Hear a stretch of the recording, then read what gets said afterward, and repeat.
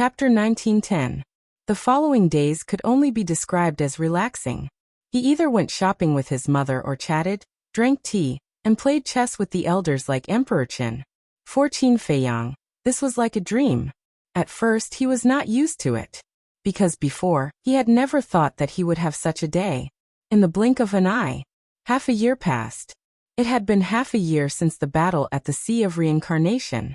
The matter of the demon ancestor and Mu Tianyang had almost been forgotten. And whether it was the Great Qin or the Forgotten Continent, they had entered an unprecedented period of peace. But Qin Feiyang had never been forgotten. In everyone's eyes, he was still the savior of the world. It was also on this day. Suddenly, a piece of great news came from the Lu family. Lu Hong was pregnant.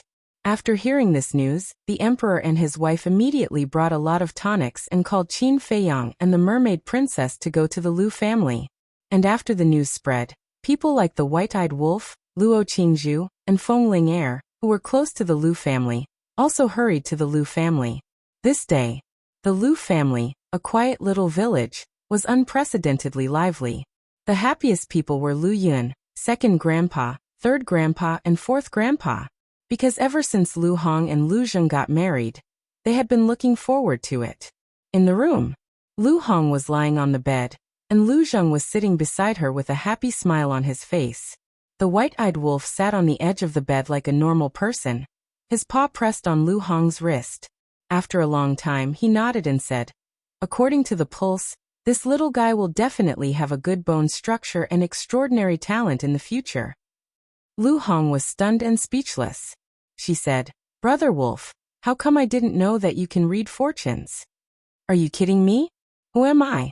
In this world, is there anything that I can't do?" The white-eyed wolf smiled proudly. "I'm calling you fat and you're panting." Lu Chuyu rolled her eyes and pushed the white-eyed wolf away. Sitting by the bed, she grabbed Lu Hong's hand and said with a smile, "You're no longer alone in the future. You must take good care of yourself." After that, Lu Chuyu then looked at Lu Zheng and scolded, "And you brat, don't make Lu Hong angry at this time. Auntie, she has 2 amulets now. One is the fetus in the womb, and the other is the supreme grade divine artifact, Dragon Vein Sword. Tell me, how would I dare to make her angry?" Lu Zheng felt wronged. When everyone heard this, they could not help roaring with laughter. Lu Zheng glanced at Qin Feiyang and said, "Little cousin, this is your first nephew. Aren't you going to express your gratitude?" Qin Feiyang's face twitched, and he said, "I've already given you the Dragon Vein Sword. What more do you want? Haven't you heard of the saying, a greedy man is like a snake trying to swallow an elephant? You're so petty. When he's born in the future, I'll tell him that your uncle is a stingy person." Lu Zheng snorted coldly. "Up to you." Qin Feiyang shrugged his shoulders, turned around and walked out of the room. Looking at the clear sky, his face was full of smiles. All these years, Lu Hong had been following him and sharing his worries. It could be said that she had contributed a lot. So, he was really happy to see that Lu Hong had a good home. The emperor walked to Qin Feiyang's side without saying a word and sighed. "Feiyang, father also wants to hold a grandson." Qin Feiyang was stunned. He turned his head and looked at the emperor helplessly. He smiled and said, "It's more practical to have a few more sons and daughters with mother." "Brat." The emperor glared at him and asked, "When are you leaving?" Qin Feiyang pondered for a moment and said with a smile, "I've already rested for more than half a year. It's time to move on. Let's do it today." "Today?" The emperor's eyes trembled and he said, "Do you need to be in such a hurry? At least give us some time to send you off." "I don't want to alarm everyone." Qin Feiyang shook his head. In the past 6 months he had asked the Golden Leopard, the Blood Kirin, Zhao Tailai, Cui Li Tanghai, the Willow Tree and Yu Huang. No one hesitated. No matter where he went, they would always follow him. The emperor looked deeply at Qin Feiyang and sighed. "Fine, but there is one thing you must remember.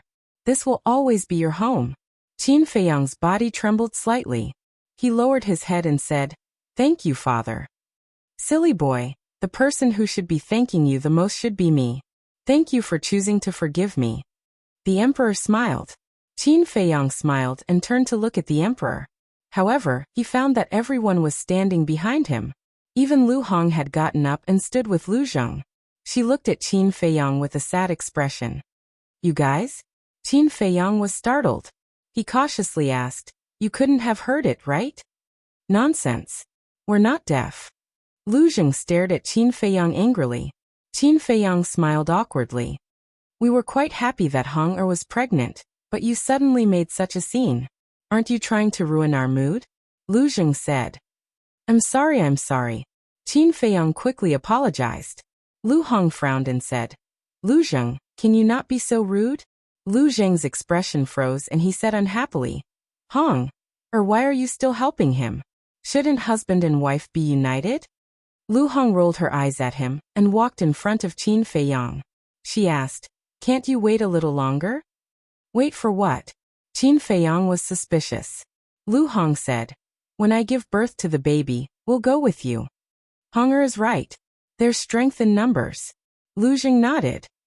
No. Before Qin Feiyang could speak, the four grandfathers of the Lu family hurriedly shouted.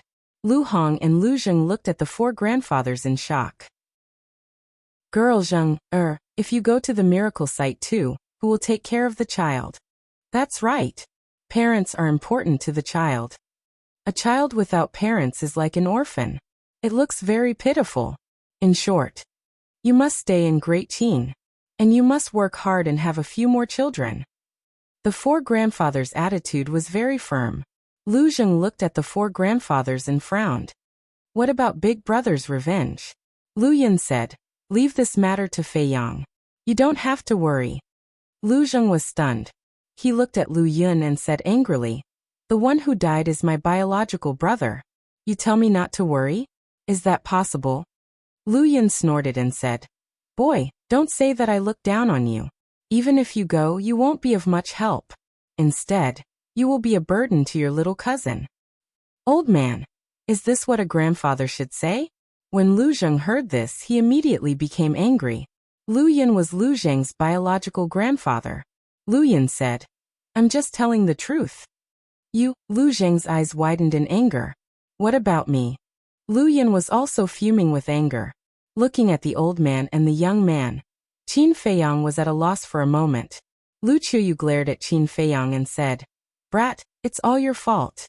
My fault? Qin Feiyang was stunned. What did this have to do with him? Everyone was in a good mood, but you suddenly said that you wanted to leave, and you left in such a hurry. If it's not your fault, whose fault is it? Lu Qiuyu was unwilling. In fact, no matter how much she said, she just couldn't bear to let Qin Feiyang go. Yes. It's all my fault. Qin Feiyang smiled bitterly. Of course, he knew that his mother didn't really blame him. How could he want to leave? But there were some things that he had to face. Lu Hong glanced at everyone and sighed secretly. She grabbed Lu Zheng's ear and said angrily, You've got guts, haven't you? You even dare to talk back to your grandfather. Lu Zheng's face changed, and he hurriedly said, Honga, let go. Don't be angry. Be careful not to hurt the baby. Apologize. Lu Hong said. Okay, I apologize. Lu Zheng nodded repeatedly, looked at Lu Yun and said, Old man, I was wrong, but I didn't do it willingly. Hong Er forced me. You're still talking about it? Lu Hong was furious. No, I won't talk about it. Lu Zheng hurriedly waved his hand. Lu Qiuyu smiled and said, Looks like right now, only Lu Hong this last can make this brat docile. Everything has its vanquisher. Qin Feiyang laughed secretly. Lu Hong let go of Lu Zheng's ear and sighed. Grandpa is right. We can't do anything if we go. Hong Er, Lu Zheng was stunned and suddenly became anxious. Don't mess around. Lu Jiajin is your brother and Qin Feiyang's cousin. You are all brothers. There's no need for you to take revenge personally. Lu Hong said. Lu Zheng looked at everyone in despair.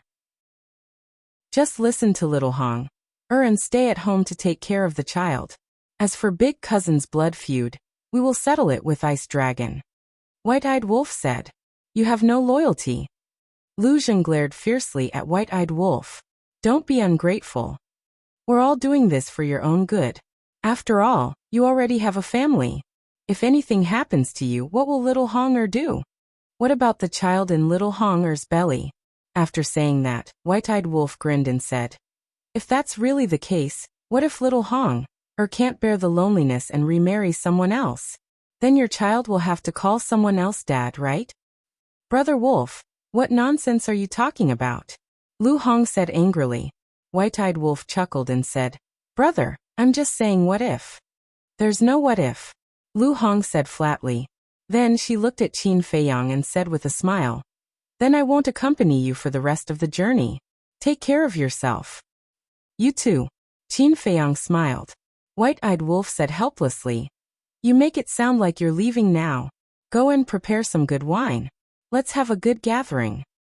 Yes, yes, yes. No matter what, we have to send them off. Little Hay, go and take out all the good wine we have in the cellar. Second Grandpa laughed and looked at a big man next to him. This man was Second Grandpa's disciple, Uncle Hay. Okay. Uncle Hay grinned, turned around, and ran quickly to a small building not far away.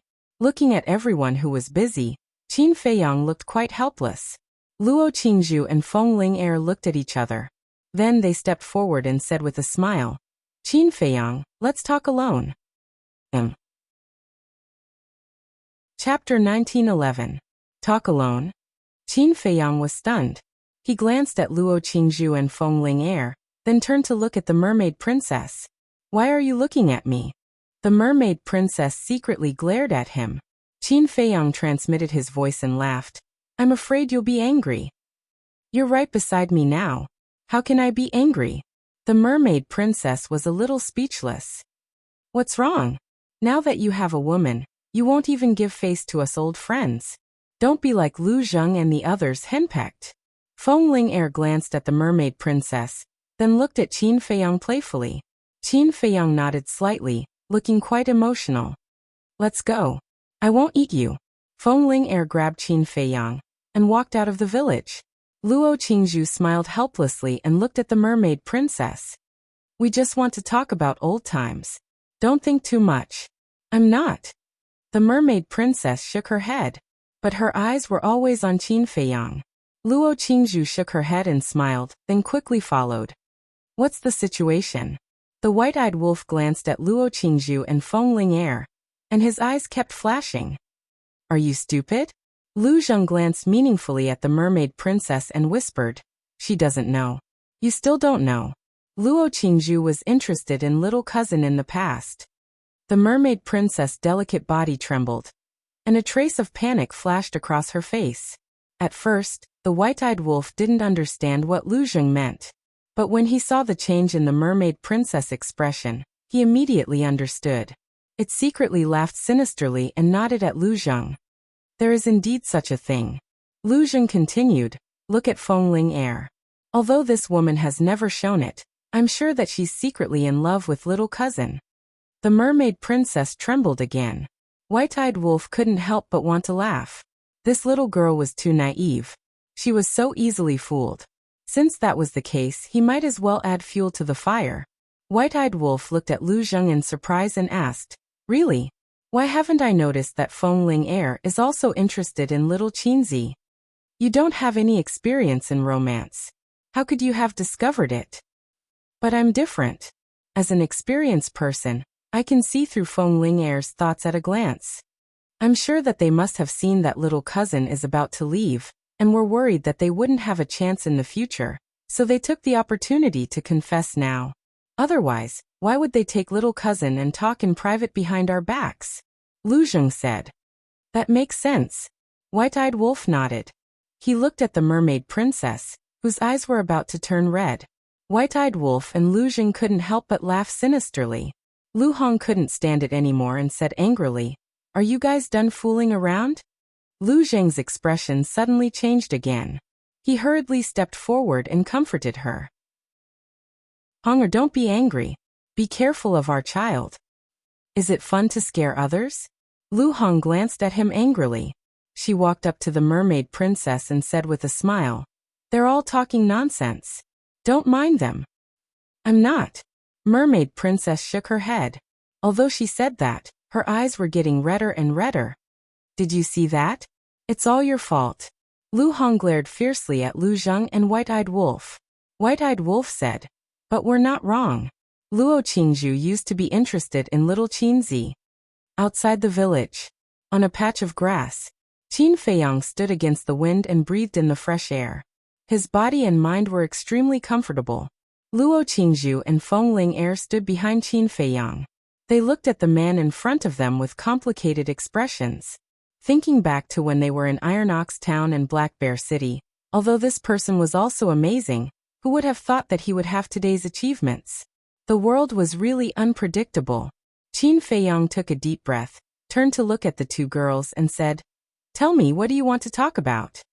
Feng Ling said playfully, "Look at you. You seem a little nervous." "Am I?" Qin Feiyang laughed. To be honest, he was really a little nervous. "Actually, there's no need.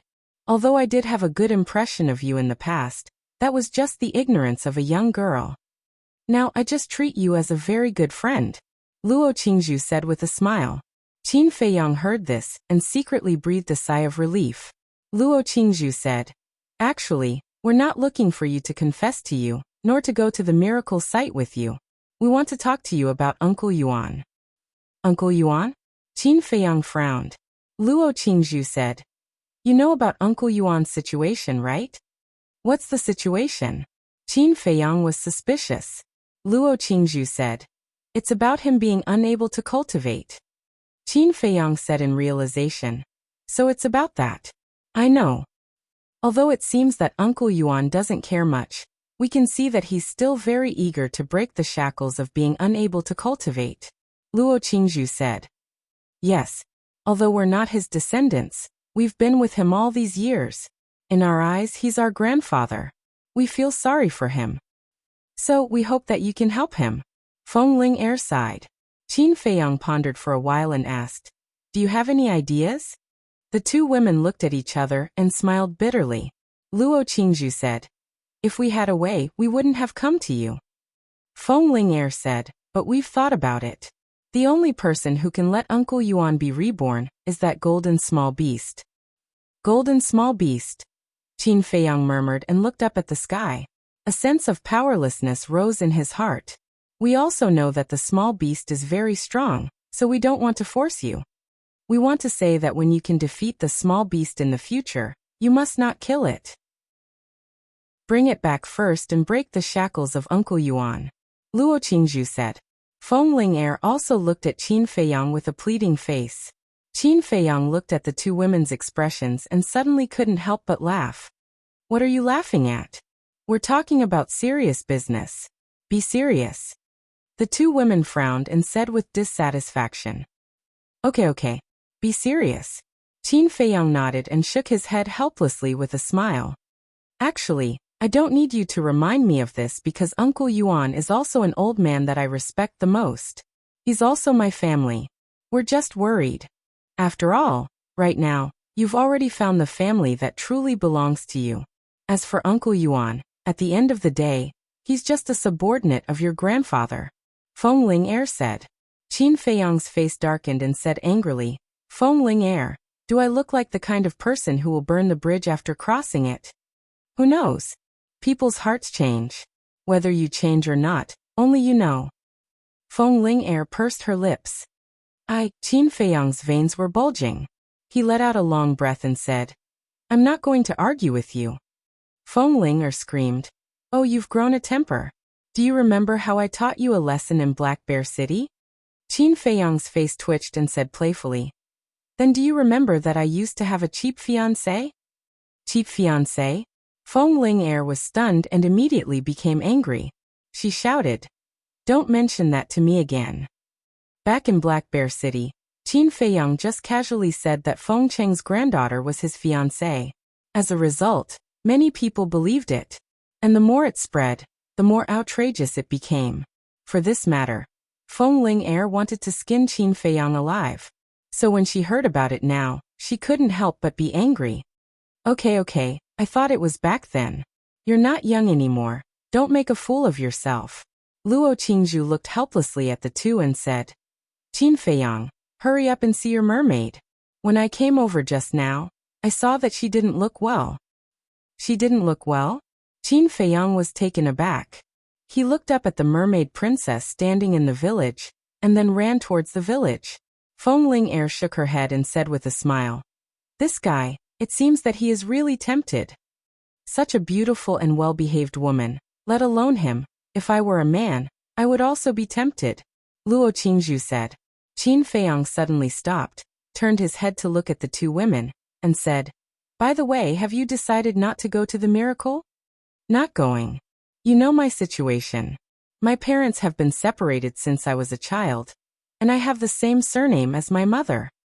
Now that they have finally reconciled, I have to accompany them," Luo Qingzhu said with a smile. Feng Ling said, "Me too, I have to accompany Grandpa. I really envy you." Qin Feiyang smiled, then turned and rushed towards the mermaid princess.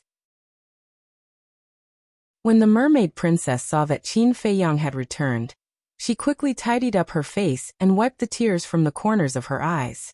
"What's wrong? Who bullied you?" Qin Feiyang stepped forward and asked suspiciously. No. I just thought that I would suddenly have to be separated from my father, and I felt a little uncomfortable." The mermaid princess concealed the panic in her heart and smiled. "Is that so?" Qin Feiyang said. "Yes." The mermaid princess lowered her head and nodded. Qin Feiyang shook his head, stretched out his hands, and hugged the mermaid princess into his arms, and said with a smile, "Silly girl, do you think I don't know what you are thinking? Don't worry, in this life, other than you, there will be no other woman in my heart." When the mermaid princess heard this, she could not help but quietly shed tears. "Actually, it's all Lu Zheng and the white-eyed wolf's fault. They said that Sister Qingzhu likes you, and Sister Ling, has a crush on you. This time they wanted to confess to you, so they scared her." Lu Hong walked out of the room and looked at Qin Feiyang. "These two bastards, I will not forgive them." A row of black lines appeared on Qin Feiyang's forehead. He knew that things were not so simple. "You don't have to worry about Lu Zheng. I have already made him kneel on the washboard and face the wall to reflect on his mistakes. As for Brother Wolf, you really need to teach him a lesson," Lu Hong said helplessly. She really felt helpless against the white-eyed wolf. "Kneel on the washboard?" Qin Feiyang was stunned. Lu Hong said with a smile, "Although the Lu family is full of cultivators, everyone's life is the same as ordinary people, so there is no shortage of washboards." Qin Feiyang looked at the mermaid princess. The two of them looked at each other, and in the end, they could not help but laugh. A dignified man and a fake god actually had to kneel on the washboard? This guy was really pitiful. "Little girl, let's go, let's gloat and vent your anger for you." Qin Feiyang grabbed the mermaid princess and ran excitedly into the room. Chapter 1912. Each and every one of them is just a bunch of kids who never grow up. Seeing this, Lu Hong shook her head and sighed. Then, she turned to look at the inner room and said coldly, "Don't get up without my permission." After that, she left. In the inner room, Lu Zheng knelt on a washboard that was more than half a meter long, facing the wall and looking dejected. "Ayaya, isn't this my impressive-looking and extraordinarily handsome little cousin? What are you doing?" Qin Feiyang ran in and looked at Lu Zheng, who was kneeling there obediently. His eyes were full of ridicule. Lu Zheng suddenly clenched his hands and said angrily, "Are you blind? It's because I have eyes that I asked you what this is. I haven't seen it before." Qin Feiyang went up and looked at the washboard curiously. "Bastard!" Lu Zheng roared. He wanted to find a hole to hide in. Qin Feiyang laughed and said playfully, "Little cousin, this is called retribution. Do you understand?" Lu Zheng raised his head and glared at Qin Feiyang with gritted teeth. But suddenly, he hugged Qin Feiyang's thigh and cried with snot and tears, "Little cousin, I beg you, take back the dragon vein sword." "Why? Did the dragon vein sword offend you?" Qin Feiyang was puzzled. "The dragon vein sword didn't offend me. But Hong threatened me with the dragon vein sword when she got angry. How am I going to live in the future?" Lu Zheng wailed. "How you live is your business. I won't take back what I've given away." "You don't look so wronged. Lu Hong also wants her husband to become a dragon. She's spurring you," Qin Feiyang said. "How can you spur me like that? Look at me. Where's my dignity as a man? Lu Zheng cried. What dignity do you have in front of your wife? Take your time to enjoy it. This is Lu Hong's love for you. Don't take it for granted. Qin Feiyang laughed mischievously and pulled the mermaid princess who was hiding at the side and laughing secretly. He turned around and left. Qin Feiyang, I hate you. Lu Zheng's roar resounded through the sky. What's that? Do you believe that I will make you kneel until tomorrow morning? Lu Hong's voice sounded from outside. Lu Zheng immediately shivered. He lowered his head and shriveled up like a frosted eggplant. Qin Feiyang walked out of the room and saw Lu Hong picking vegetables in the garden. He said with concern, Don't do these things. Take good care of the baby. I just got pregnant. Do you have to make such a big fuss over nothing? Lu Hong looked at Qin Feiyang helplessly, then lowered her head and got busy again. Is that so? Qin Feiyang was stunned. He turned to look at the mermaid princess and asked, I've never been pregnant. How would I know? Mermaid princess glared at Qin Feiyang angrily. That's true. Qin Feiyang smiled awkwardly. Whoosh! Suddenly, 3 figures appeared in the sky. Qin Feiyang looked up and said in surprise, Why are you here? The 3 were Ren Wuxia, Ren Duxing, and Old Master Ren. The 3 of them landed in the courtyard.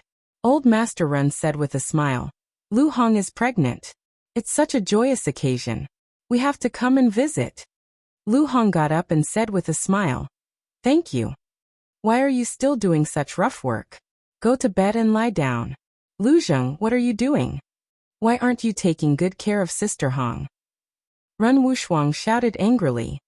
I'm here. Lu Zheng ran out in a hurry and looked at Ren Wuxia as if he had seen his savior. You're a little incompetent. How can you let a pregnant woman do the work? Ren Wuxia said angrily. Yes. It's my fault. I'll definitely change in the future. Lu Zheng nodded repeatedly. Fortunately, Ren Wuxia and the other 2 came. Otherwise, he would have to continue kneeling on the washboard. Lu Hong rolled her eyes at Lu Zheng and said secretly, There are so many guests here. I'll give you some face and spare you for now. But if you dare to talk nonsense again, I won't dare. Madam, don't be angry. The child is more important. Lu Zheng hurriedly ran over and said with a smile. Why is it a little strange? Ren Wuxia looked at the 2 of them suspiciously. Little cousin, does your knee still hurt? Qin Feiyang suddenly roared. Get lost. Lu Zheng immediately flew into a rage out of humiliation. It's good to be young. Ren Duxing smiled and looked at Qin Feiyang saying, This is the first time we've met. Is it? I remember that in the land of ruins. No, look at my memory. At that time it was Mu Tianyang who controlled Uncle's physical body. It's also the first time we've officially met. Qin Feiyang said with a smile. I've heard about you. You're a big shot. Thank you for taking care of my father and my daughter all these years. I also have to thank you for thinking of me when you opened the gate of rebirth and allowing me to be reborn. After saying that, Ren Duxing was about to bow to Qin Feiyang.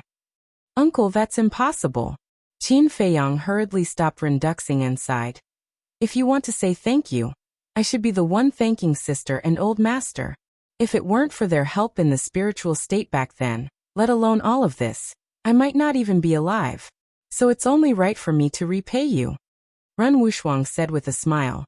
Yes, father, don't be so polite with him. Okay. Ren Duxing nodded. Sister, I haven't seen you for a while. You've become prettier. How is it? Have you found the right person? No, I can introduce you to a few.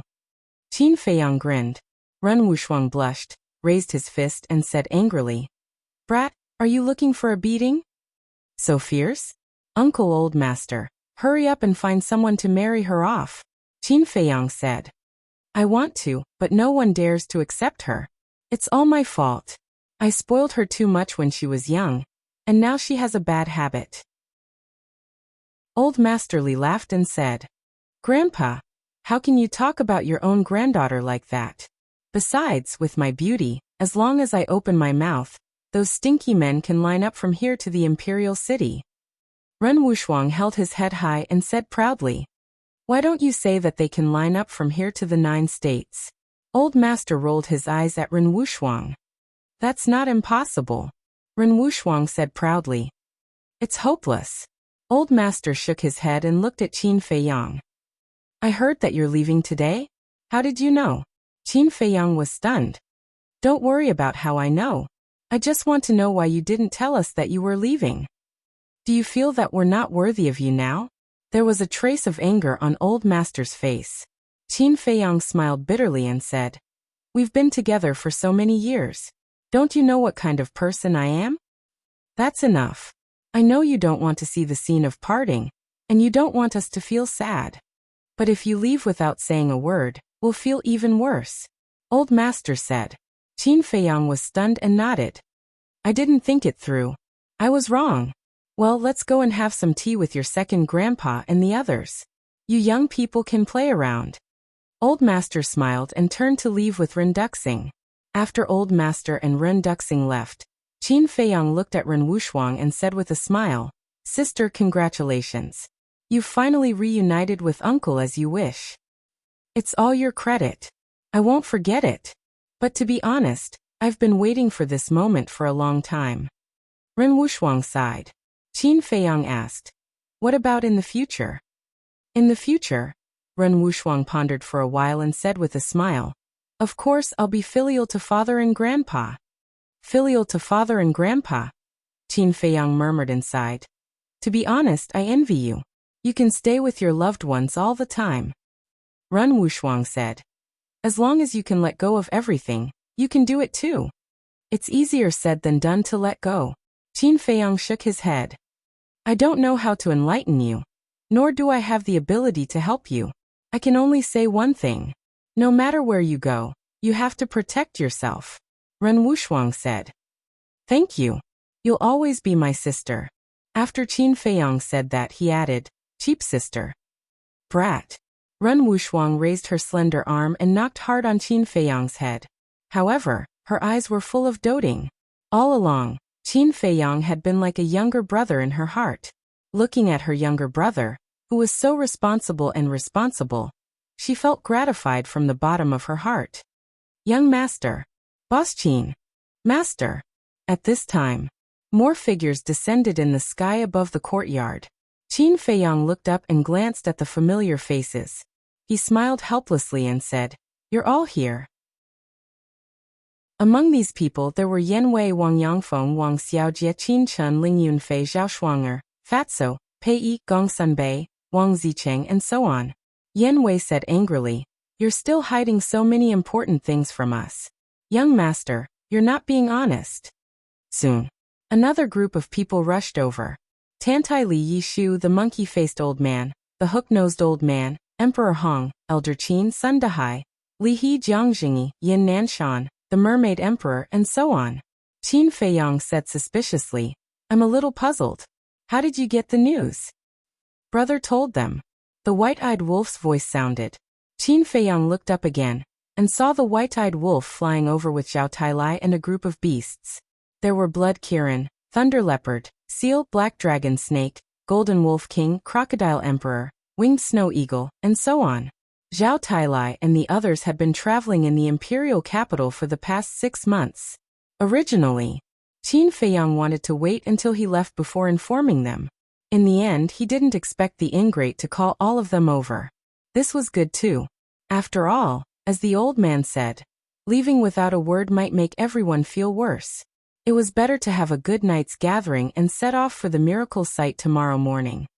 In that case, White-Eyed Wolf, I'll have to trouble you a little more. Go and call Lu Yun Ji Shui, the commander of the Kirin army, Li Ji, Elder Wan, and the others over. And Uncle Yuan. In short, call anyone who has a good relationship with us over. Qin Feiyang said. All right. The White-Eyed Wolf yelled, then turned around and disappeared like a flash of lightning. Peak M. Chapter 1913.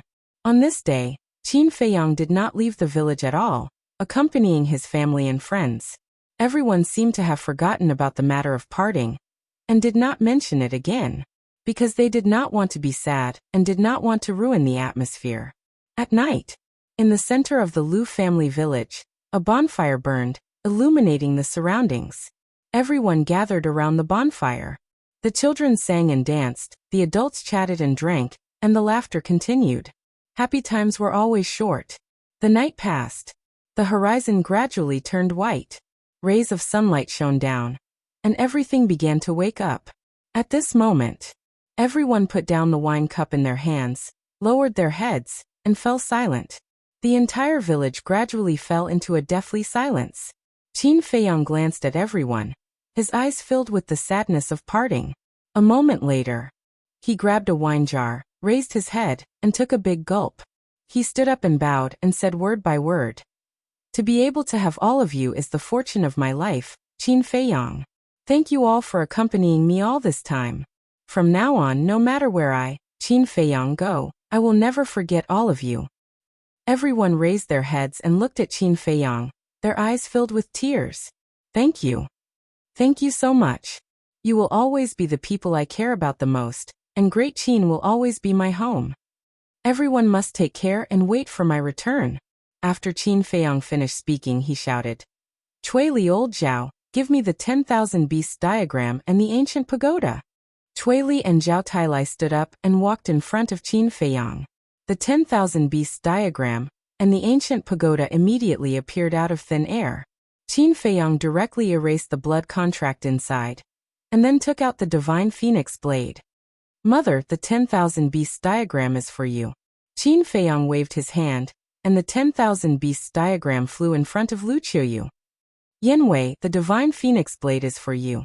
Qin Feiyang waved his hand again, and the divine phoenix blade also flew in front of Yanwei. "Wang Yangfeng, the ancient pagoda is for you." As his voice fell, the ancient pagoda also flew in front of Wang Yangfeng. "Feiyang, young master," however. Lu Chuyu and the other two turned a blind eye to the 10,000 beasts diagram, divine phoenix saber, and ancient pagoda. They stared at Qin Feiyang without blinking, afraid that they would miss something. Tears blurred their vision. Qin Feiyang glanced at them one by one and shouted, "Let's go." A portal opened. Qin Feiyang resolutely turned around and stepped into the portal. "Feiyang, you have to take care of yourself. You must come back. We will always be waiting for you at home." Just as Qin Feiyang turned around, Lu Chuyu's heart-wrenching voice rang out. Qin Feiyang's heart ached. Tears welled up in his eyes uncontrollably, but he didn't turn around. He was afraid that if he turned around and saw those reluctant faces, he would not be able to resist staying. "Father, uncle, auntie, take care of yourselves." The mermaid princess bowed deeply and turned to enter the teleportation gate. The emperor said, "Girl, take care of yourself. Take care of Feiyang." "I will, uncle." The mermaid princess smiled without turning her head. "Everyone take care." Zhao Tailai and the others looked at each other, cupped their hands, and said something to everyone. Then, they turned around and entered the portal. After the portal disappeared, no one left. They couldn't bear to part with it for a long time. The Sea of Reincarnation. Above an island, Qin Feiyang looked at his companions in front of him. This time, in addition to the mermaid princess and the white-eyed wolf, Tang Hai, Zhao Tailai, Cui Li the blood Kirin, the golden panther, the willow tree, and Yu Huang had followed him into the miracle. Yanwei. Qin Feiyang wanted to keep him by his side. That was because he owed Yanwei too much and wanted to make it up to him. However, Yanwei told him that he had been lurking around the Grandmaster all these years. It was like walking on thin ice. He was too tired and wanted to take a good rest. After Qin Feiyang heard this, he didn't force him. Staying in the Great Qin Empire might be the right choice for Yanwei. So he left the Divine Phoenix Blade to Yanwei. The Divine Phoenix Blade had given birth to an artifact spirit. In the future, it would definitely grow into a supreme-grade divine artifact, or even a peak-grade legendary divine artifact. It could be considered a bit of his feelings for Yanwei. Of course, he also knew that the Divine Phoenix Blade alone couldn't make up for Yanwei's sacrifice over the years. Therefore, he also specially instructed Emperor Hong and his father to take good care of Yanwei and Yanwei's clansmen in the future. As for Li Jian, the Golden Wolf King, the Silver Wolf King, and the Crocodile Emperor, they all chose to stay in the Great Qin Empire. Qin Feiyang didn't force them. After all, he had said from the beginning that he respected everyone's opinions. Moreover, Li Jian, the crocodile emperor, and the other beasts staying in the Great Qin Empire also relieved him of his worries. This was because Li Jian, the crocodile emperor, and the other beasts were his most loyal subordinates. Moreover, they had all opened the door of potential and stepped into the false god realm. Their future achievements were limitless. With them around, it was enough to protect the future generations of the Great Qin Empire. As for Wang Zicheng, Big Barbarian Bull, Spirit Queen, Viper, Dan Wangkai, and the 6 elders, they all chose to return to the Forgotten Continent to assist Gong Sunbei. Actually, Qin Feiyang also understood in his heart. Whether it was Yan Wei, Li Jian, or the others, they didn't want to be a burden to him. Because in their opinion, no matter how hard they worked, they wouldn't be able to catch up to Qin Feiyang. The gap in strength would only get bigger and bigger. Therefore, even if they followed, they wouldn't be able to help. It was better to stay in the Great Qin Empire and the Forgotten Continent, take care of the rear, and let Qin Feiyang go out without any worries. In short, one sentence, they didn't want to be a burden to Qin Feiyang. However, Qin Feiyang had never thought of it that way. Huff. Taking a deep breath, Qin Feiyang looked at Tang Hai and the others and smiled. Are you ready? Everyone nodded. Then let's go. Qin Feiyang waved his hand and led a group of people towards the demonic Dragon Island in a grandiose manner. However, when they approached the Demon Dragon Island, everyone was stunned in the void. The Demon Dragon Island that had been shattered and swallowed by the sea actually appeared in front of them again. What's going on? Zhao Tailai was surprised. It's this old man who recreated the Demon Dragon Island. Suddenly, a faint laughter sounded. A white-haired old man appeared in front of everyone. His old face was full of smiles. Uncle Yuan? Qin Feiyang was stunned and hurriedly went up, smiling. I thought I wouldn't have the chance to see you before I left. It turns out that you've already been waiting for me here. Uncle Yuan didn't show up at yesterday's gathering. Going there will only add to the sadness. Qin Yuan shook his head and smiled. This trip to the divine site is dangerous and unpredictable. Uncle Yuan will give you a killing intent that can save your life at the critical moment. Qin Yuan waved his hand and a killing intent swept out from his forehead and entered Qin Feiyang's sea of consciousness. Thank you. Qin Feiyang was touched. Uncle Yuan stepped forward and tidied up Qin Feiyang's clothes, saying, You must come down alive. Don't let everyone wait in vain. Qin Feiyang nodded. Then go. I have moved the teleportation altar to the center of the Demon Dragon Island. There are also people waiting for you there. Uncle Yuan smiled. Who is it? Qin Feiyang was suspicious. You'll know when you get there. Uncle Yuan smiled slightly. Then I'll take my leave. In the future, I'll have to trouble Uncle Yuan to take care of my mother and the others. Qin Feiyang said. You left behind so many subordinates. Do you still need me to take care of them? Uncle Yuan was helpless. Isn't this because you are more reliable? Qin Feiyang smiled, bowed deeply to Qin Yuan, and flew toward the central area of the Demon Dragon Island. Central area. In a valley. A blood-colored altar was located in the middle of the valley. Beside the altar stood a man and a woman, as well as a beast several meters long. The beast was shaped like a big dog, with blood-red hair all over its body and 6 heads on its shoulders. Obviously, it was the Cerberus. With the Cerberus here, the man's identity was naturally revealed. Tan Wu. The woman looked to be in her 20s, wearing a long white dress. Her black hair was like a waterfall. She stood silently beside the altar with a trace of melancholy in her eyes. This person was Lin Yi. When Qin Feiyang and others found the valley and saw Lin Yi and the Cerberus, they couldn't help but look stunned. Tan Wu looked up at everyone. Finally, he looked at Qin Feiyang and smiled. Brother Qin, I have been waiting here for a long time. Qin Feiyang landed next to the altar and said in surprise. You and the Cerberus are going to the miracle too? Why? Do you have a problem with it? We won't follow you. The Cerberus pouted. Damn dog, can you be a little polite? Tan Wu glared at the Cerberus in annoyance and looked at Qin Feiyang with a smile.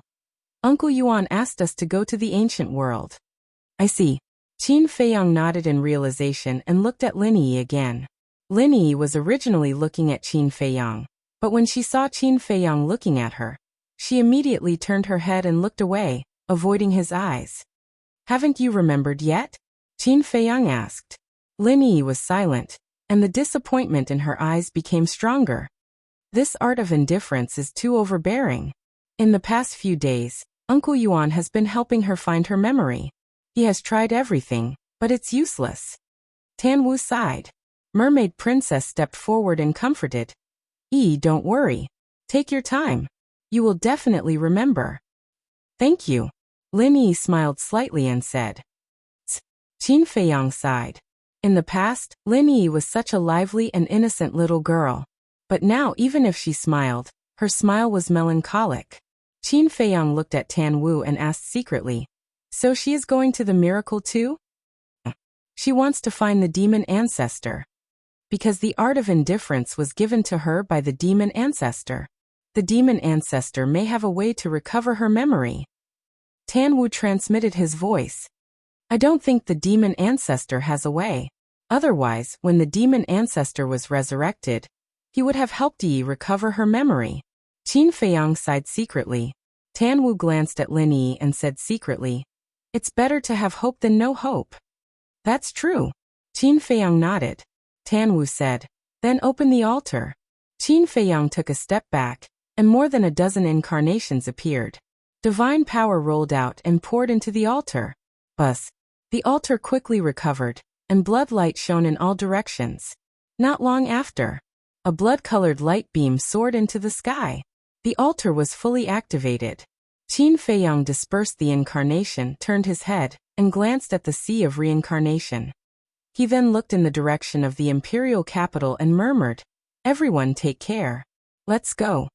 As his voice fell, the group stepped onto the altar one after another.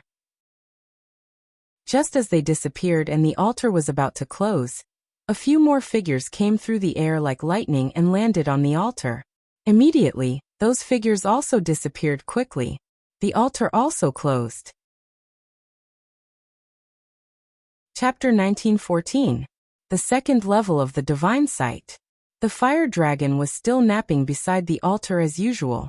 Suddenly, it opened its eyes, revealing a hint of surprise. The next moment, it disappeared without a trace. Above a mountain range, with Qin Feiyang as the leader, everyone stood facing the wind, looking at the void in front of them in astonishment. In front of them there was a man, 2 women, and a beast. It was Tantai Li and her daughter, Dan Wangkai and Lei Bao. Qin Feiyang came back to his senses, looking at the 3 people and 1 beast suspiciously. What's up with you guys? Mother guessed that you wouldn't let her enter the divine sight, so she didn't say anything. After you guys left, Mother brought us here quietly. Qin Rishuang smiled. Great-grandmother you. Qin Feiyang couldn't help but have a headache. The others didn't matter. But this great-grandmother, he really didn't want to let her enter the divine sight.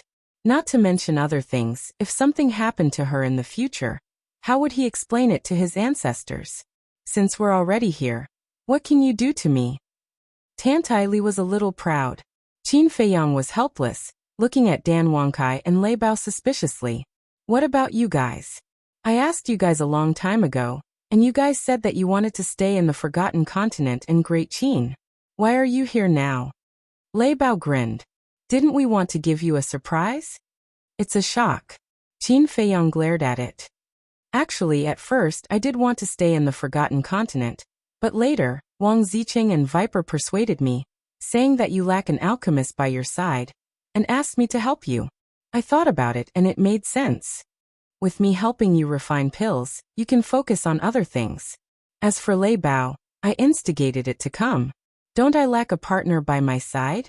I think it's quite suitable. Dan Wangkai smiled. Lei Bao hurriedly said, Dan Wangkai, don't misunderstand, I haven't agreed yet. It's just a matter of time. Dan Wangkai said. Stop being so smug. I'm not interested in you at all. I just want to see the world. Lei Bao was filled with disdain. Qin Feiyang said helplessly, you guys really like to launch surprise attacks. Brother Qin, you're finally here. Suddenly, the fire python appeared and warmly welcomed Qin Feiyang. Brother Hua, it's been half a year since we last met. How have you been?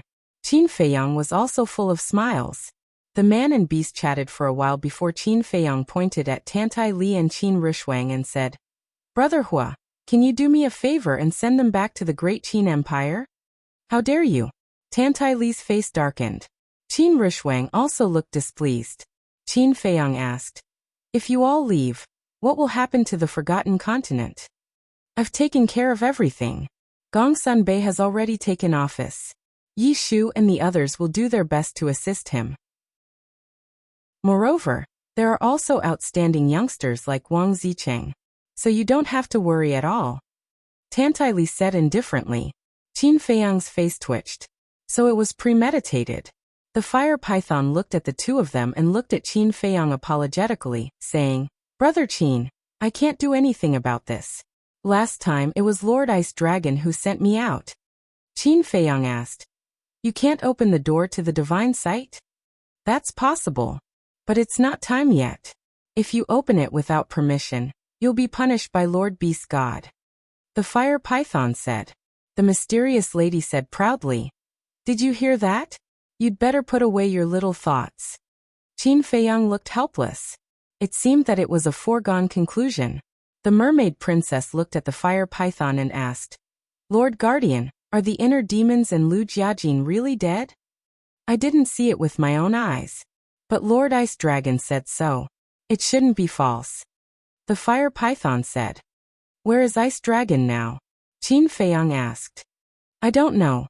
After I returned, it left a sentence and returned to the 3rd floor, never to appear again." The fire python shook its head. "What did it say?" Qin Feiyang was suspicious. "It's related to you. It said that I'm not allowed to let you enter the 3rd floor," the fire python said. "I'm not allowed to enter the 3rd floor? Is there some unspeakable secret on the 3rd floor?" Qin Feiyang said angrily. "I don't know about this, but I don't dare to disobey Lord Ice Dragon's orders, so..." The fire python looked at Qin Feiyang with some difficulty. "Huff!" Qin Feiyang took a deep breath, suppressed the anger in his heart, and said with a smile, "Brother Fire, don't worry. I won't make things difficult for you. Actually, it's not just you. I'm also very unwilling. As long as the fire dragon is not killed, I won't be able to rest in peace." The fire python sighed. Qin Feiyang said, "I promise you I'll come to you with its head sooner or later." The fire python nodded and said with a smile, "Then what are your plans now?" "I originally wanted to enter the 3rd floor first to check whether the inner demons and big cousin are alive or dead. But now it seems that I can only go to the ancient world to look for my ancestors." Qin Feiyang pondered for a while and said, "I can send you to the ancient world, but Brother Qin, the ancient world isn't that simple. There are too many experts there. You must be careful," the fire python warned. "Thank you for the reminder." Qin Feiyang smiled gratefully. "Young master, wait a moment. Did you bring the space-time gate?" Zhao Tailai suddenly asked. "Yes. But I didn't bring the imitation space-time gate. After I gave it to old Qin, I didn't take it back.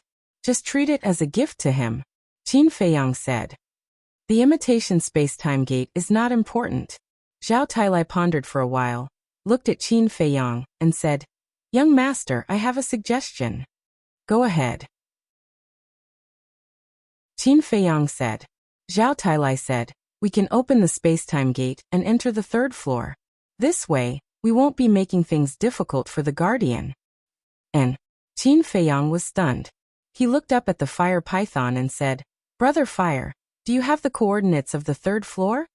"I've only been to that hall," the fire python said. "Give me the coordinates," Qin Feiyang said. "That's not good. Only Lord Divine Beast and Lord Ice Dragon can open the door of that hall. So even if I give you the coordinates, you won't be able to walk out of that hall," the fire python hurriedly said. Qin Feiyang clenched his hands and said, "How will I know if I don't try?" "Are you sure? You have to understand that if Lord Ice Dragon and Lord Divine Beast know about this, I won't care about you," the fire python said in a deep voice. In other words, it was better not to take the risk and enter the ancient world first. When he was strong enough, he would come back to the 3rd floor. Qin Feiyang pondered for a while, looked at the fire python and said, "I want to take a look." "You." The fire python shook its head and said helplessly, "All right, I'll let you in, but you have to remember, if the situation is bad, immediately retreat." Okay. Qin Feiyang nodded. The fire python's divine power gushed out and poured into the teleportation altar. Buzz. The teleportation altar quickly recovered. "Brother Fire, what are you doing?" Qin Feiyang was surprised. Didn't they say to open the space-time gate and enter? Why did they revive the altar? The fire python said with a smile. "Keep your space-time gate to save your life." Qin Feiyang said anxiously. "What if Lord Ice Dragon and the others find out? How will you explain it?" "That's simple. After you enter, I'll destroy my Sea of Qi. At that time, if Lord Beast God and the others find out, I'll say that I was injured by you and couldn't stop you. I think at that time at most, I'll be punished a little. I won't lose my life." The fire python laughed. "Thank you, Brother Fire." Qin Feiyang bowed and was moved. This was because the fire python was risking its life with him. Going quickly. The fire python smiled. "Goodbye." Qin Feiyang cupped his hands and said. Then he stepped onto the altar resolutely. Zhao Tailai and the others also followed. Lin Yi pondered and jumped onto the altar. The group of people immediately disappeared. "This is all I can help you. You'll have to rely on yourself next." The fire python looked at the dimming altar and muttered to himself. A strand of divine power tore the scales and flesh on his abdomen. His Sea of Qi shattered on the spot. In the main hall, Qin Feiyang and the others appeared out of thin air. Just like when the inner demons first entered here. Their eyes were full of curiosity and vigilance. Inside the main hall, it was empty. There wasn't even a shadow. After glancing around carefully, Qin Feiyang walked straight to the door of the main hall. The door was closed. Qin Feiyang pushed hard, but there was no response at all. Qin Feiyang said, "Go around and see if there are other exits." The group immediately dispersed. Only Tantaili stayed beside Qin Feiyang. She looked at the door and frowned. How did the inner demons get out in the first place? "I think it may be related to the ice dragon." Qin Feiyang raised his arm. Murderous aura surged and a crimson long sword condensed. Tantaili saw it and immediately took a few steps back. Slash. Qin Feiyang yelled and slashed at the door. With a loud bang, the door did not split open. Instead, he was blasted out with blood spurting from his mouth. "Is there anything wrong?" Tantaili hurriedly stepped forward, supported Qin Feiyang, and asked with concern. "I'm fine." Qin Feiyang waved his hand and looked at the door. His eyes were full of unwillingness to admit defeat. Soaring Dragon secret art activated. His cultivation soared to great success War God in an instant, and then he slashed again. But in the end, the door still did not respond at all. Tantaili sighed. "It seems that what Fire Python said is true. We can't get out of this main hall at all." At this time, Zhao Tailai and others gathered around and shook their heads at Qin Feiyang. The entire main hall was integrated. Not to mention an exit, there wasn't even a gap. Qin Feiyang's eyes were full of unwillingness. He shouted, "Follow me to bombard the door. I don't believe that it can't be opened." Boom. Divine power erupted one after another. Except for Dan Wangkai, everyone took action. Even Lin Yi also contributed her strength. Boom. Divine power, divine techniques, battle soul. Everyone was unscrupulous. However, the door of the main hall never moved. How can it be opened? Qin Feiyang was seething with anger. Outside the door was the third floor. But this step was like a natural moat that couldn't be crossed. Chapter 1915. In the main hall. For a moment, there was dead silence. Everyone looked at the door with a dejected expression. Cui Li suddenly spoke, breaking the silence. "Young master, try to sense here and see if you can sense the existence of the inner demons." Qin Feiyang closed his eyes. A moment later, he opened his eyes and shook his head. "I can't sense it." "Then what do we do now?" Zhao Tailai asked. If they knew the coordinates outside, they could open the space-time gate and go out directly. But no one here had been to the third floor. Everyone fell silent again. Tantaili looked at Qin Feiyang and advised, "Feiyang, forget it. Listen to the fire python, and go to the ancient world first. With such a big commotion, Ice Dragon and Small Beast did not appear. This means that they are no longer on the third floor. It seems meaningless for us to continue to stay here. Tan Wu also said. Qin Feiyang looked at the door, his eyes gloomy. Boom. Suddenly, a terrifying aura descended in the main hall. In an instant, Qin Feiyang and the others felt as if they had fallen into a bottomless abyss, their bodies cold. This aura. It's Ice Dragon. Everyone's eyes trembled as they looked up. They immediately saw a 1-meter-long ice dragon floating in the air above the main hall. Ice Dragon glanced at the group of people and sneered. Fire Python's courage is really not small. You actually dare to disobey my orders. Qin Feiyang's heart sank. He hurriedly said, This has nothing to do with Fire Python. I crippled its cultivation and entered the third floor. Is that so? Ice Dragon was stunned and asked. Qin Feiyang shouted, Don't talk nonsense. Return the inner demons and Lu Jiajin to me. Where did you find the courage to speak to me in such a tone? Ice Dragon's eyes turned cold. Divine power rolled out and pounced towards Qin Feiyang and the others. Bang bang bang. At that moment, the group of people flew out and smashed into the cold ground. Blood flowed all over their bodies and they looked extremely miserable. Bastard, Qin Feiyang roared. Feiyang, calm down. Tantai Li hurriedly grabbed Qin Feiyang. Ice Dragon mocked. That's right. Calm down and be more polite. Otherwise, all of you will die here today. What are you trying to do? Qin Feiyang said angrily. What do you want to do? Haha. This is just a game. And you're just a pawn in this game. Ice Dragon said. Game, Qin Feiyang murmured. His hands were tightly clenched together. His fingertips sank into his flesh and blood dripped down through the gaps between his fingers. The inner demons and Lu Jiajin weren't very obedient, so I killed them. Not even their bones were left. So, even if I let you enter the third level now, it's meaningless. Ice Dragon said calmly. You will pay the price. Qin Feiyang enunciated every word, his eyes bloodshot. Haha. Ice Dragon laughed and said, You're really overestimating yourself. Fine, just because of your words, I'll keep your little life first. Let's see what price you can make me pay. His expression was full of contempt. After saying that, Ice Dragon waved his claws. Qin Feiyang and the others immediately felt an invisible force shrouding them. Swish. Following closely, they only felt their bodies lighten, and then their eyes fell into darkness. Ancient realm. As usual, the dim sky, the tragic aura, and the broken earth made people involuntarily feel a sense of palpitations in their hearts. An ancient stone door stood in the middle of a dilapidated square, as if it would be blown down by a gust of wind. Swish.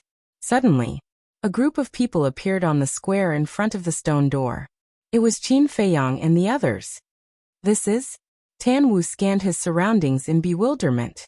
Zhao Tailai looked around, frowned slightly, and said, This is the ancient realm. What? This is the ancient realm. Tantai Li, Qin Rushuang, Mermaid Princess, Lei Bao, Lin Yi, Hellhound and Tan Wu all entered the ancient realm for the first time. Therefore he was curious about everything here. I didn't expect this ice dragon to not kill us. Tang Hai exhaled a long breath. Chui Li said, We escaped a disaster, but I'm really worried about the fire python situation. Zhao Tailai said, Young master just said that this has nothing to do with the fire python. I think Ice Dragon won't do anything to it. Chui Li pondered for a while, glanced at the stone door next to him, and said, Why don't we go out and take a look? It's best not to go out now, because once Ice Dragon knows that we ran out of the ancient realm to care about the fire python, it will be tantamount to confessing without being pressed. Tang Hai said. That's true. Chui Li nodded. Following closely, several people looked at Qin Feiyang, their expressions full of worry. Because since coming to the ancient realm, Qin Feiyang lowered his head and did not say a word. Phew. A moment later, Qin Feiyang took a deep breath, suppressed the anger and killing intent in his heart, and said, Zhao Tailai, see if Guoda is still lurking nearby. The last time they entered the ancient realm, Guoda was squatting nearby, maybe this time too. Zhao Tailai nodded, released his divine sense, and searched the surroundings. A moment later he withdrew his divine sense, looked at Qin Feiyang, and said, I didn't find Guoda's trace, and no one else. That's good, Qin Feiyang muttered. Although Guo Zixiong had given him soul stones twice, and had always been amiable, he always felt that things were not so simple. So before officially meeting, it was best to investigate the Guo family's background thoroughly. What are you talking about? What Guoda? The mermaid princess looked suspiciously at Qin Feiyang and the others. Zhao Tailai and the others' expressions suddenly became a little unnatural. One must know that in the ancient realm, Qin Feiyang still had a fiancé. Tan Wu looked at everyone at this time, cupped his hands and said with a smile, Everyone, since we have already come to the ancient realm, then we will bid farewell here. Immediately after, he looked at Qin Feiyang again and comforted, Don't be too sad. After all, the road ahead is still very long. We have to go on strong. Thank you. Take care. Qin Feiyang did not stop him. Since Uncle Yuan let Tan Wu and the Hell God Hound enter the ancient realm, he must want to let the two of them play freely. Tan Wu smiled, jumped up, landed on the Hell God Hound's back, and shouted, Damn dog, let's go. Fuck. Am I your mount? Get down. The Hell God Hound yelled angrily. While running wildly, it bumped Tan Wu and quickly disappeared from everyone's sight. Lin Yi glanced at everyone, looked at Mermaid Princess and said, I'm leaving too. You're leaving too? Mermaid Princess was taken aback and hurriedly said, Come with us. We can take care of each other. Thank you. Lin Yi smiled, then left without looking back. Mermaid Princess wanted to chase, but Qin Feiyang reached out and stopped her. He shook his head and said, Don't force it. Mermaid Princess frowned and said, But she obviously doesn't want to face us now. If we still force her to stay, it will only put everyone in an awkward situation. Let her be. When she recovers her memory in the future, she will come to us, Qin Feiyang said. Sigh. Mermaid Princess sighed. Young master. After Emperor Qin entered the third level, he inexplicably appeared in the ancient realm. Do you think there is some connection between this ancient realm and the third level of miracle? Zhao Tailai said. I don't know. Qin Feiyang shook his head, closed his eyes again, and once again sensed the existence of the inner demons. He was unwilling to give up. He really couldn't accept the fact that the inner demons were dead. However, after a long time, he still couldn't sense the existence of the inner demons in the ancient realm. Mermaid Princess grabbed Qin Feiyang's hand and said, Feiyang, don't be like this. We feel uncomfortable. Yeah. Tantai Li and others also nodded. Qin Feiyang looked at them one by one. After a short silence, he lowered his head and said, I'm sorry to make everyone worry, but it's fine now. That's right. Blood Kirin grinned and said, But there is one thing that I have been holding back for a long time. Now I have to say it. What is it? Qin Feiyang was suspicious. You gave away the picture of 10,000 beasts, dragon vein sword, Kirin armor, and wind moon pavilion, which weakened our overall strength by several times. In the future, if we encounter a powerhouse, what should we do? Qin Feiyang's actions made the Blood Kirin very unhappy. Qin Feiyang was stunned. He shook his head and said with a smile, Don't we still have the Golden Pearl and the Space-Time Gate? You gave the Golden Pearl to the lady. Although the Space-Time Gate can travel through the void, it doesn't have any destructive power. It doesn't help increase our combat strength at all. The Blood Kirin pouted. The lady it was talking about was not Tantai Li, but the Mermaid Princess. Tantai Li smiled and said, It's okay. I brought the God Tower in. The God Tower. The Blood Kirin's eyes lit up. The God Tower was a legendary artifact. With this artifact guarding it, they could boldly explore the ancient realm. Cui Li glanced at the Blood Kirin and said, No matter how strong the God Tower is, it is just an external object. Don't rely on it too much. I agree. The most important thing is still our own strength. We have rested for so long. It's time to work hard. Young master, take us to the castle, Zhao Tailai said. Tantai Li turned to Qin Rushuang and said with a smile, Rushuang, you also go into seclusion to cultivate. Okay. Qin Rushuang nodded. Qin Feiyang looked at Zhao Tailai and the others and said with a smile, "Then you all have to work harder. Don't be left behind by me." After saying that, he waved his hand and the group immediately disappeared. Only the mermaid princess and Tantai Li remained outside. Tantai Li glanced at Qin Feiyang and said lightly, "Kid, don't be careless. In the castle, 1 day is equivalent to 1 year. They are not mediocre people. If they are not careful, they may catch up with you or even surpass you. It would be best if they could surpass me. However, without the soul stone, even with the castle, it will not be easy for them to break through. After all, at the War God realm, every step forward is very difficult." Qin Feiyang said. "So the most important thing now is to find the soul stone?" Tantai Li asked. Qin Feiyang said, "Not only do we need to find the soul stone, but we also need to find the god tactics. Other than Tang Hai and the Blood Kirin, the others lack powerful god tactics." Tantai Li sighed and said, "I don't care about the rest. I just hope that we can find clues about your ancestor as soon as possible." "We will." Qin Feiyang smiled. The reason why Tantai Li and Qin Rushuang had entered the ancient realm was to find the whereabouts of their ancestor. However, they had to be mentally prepared in advance. After all, their ancestor had disappeared for so many years.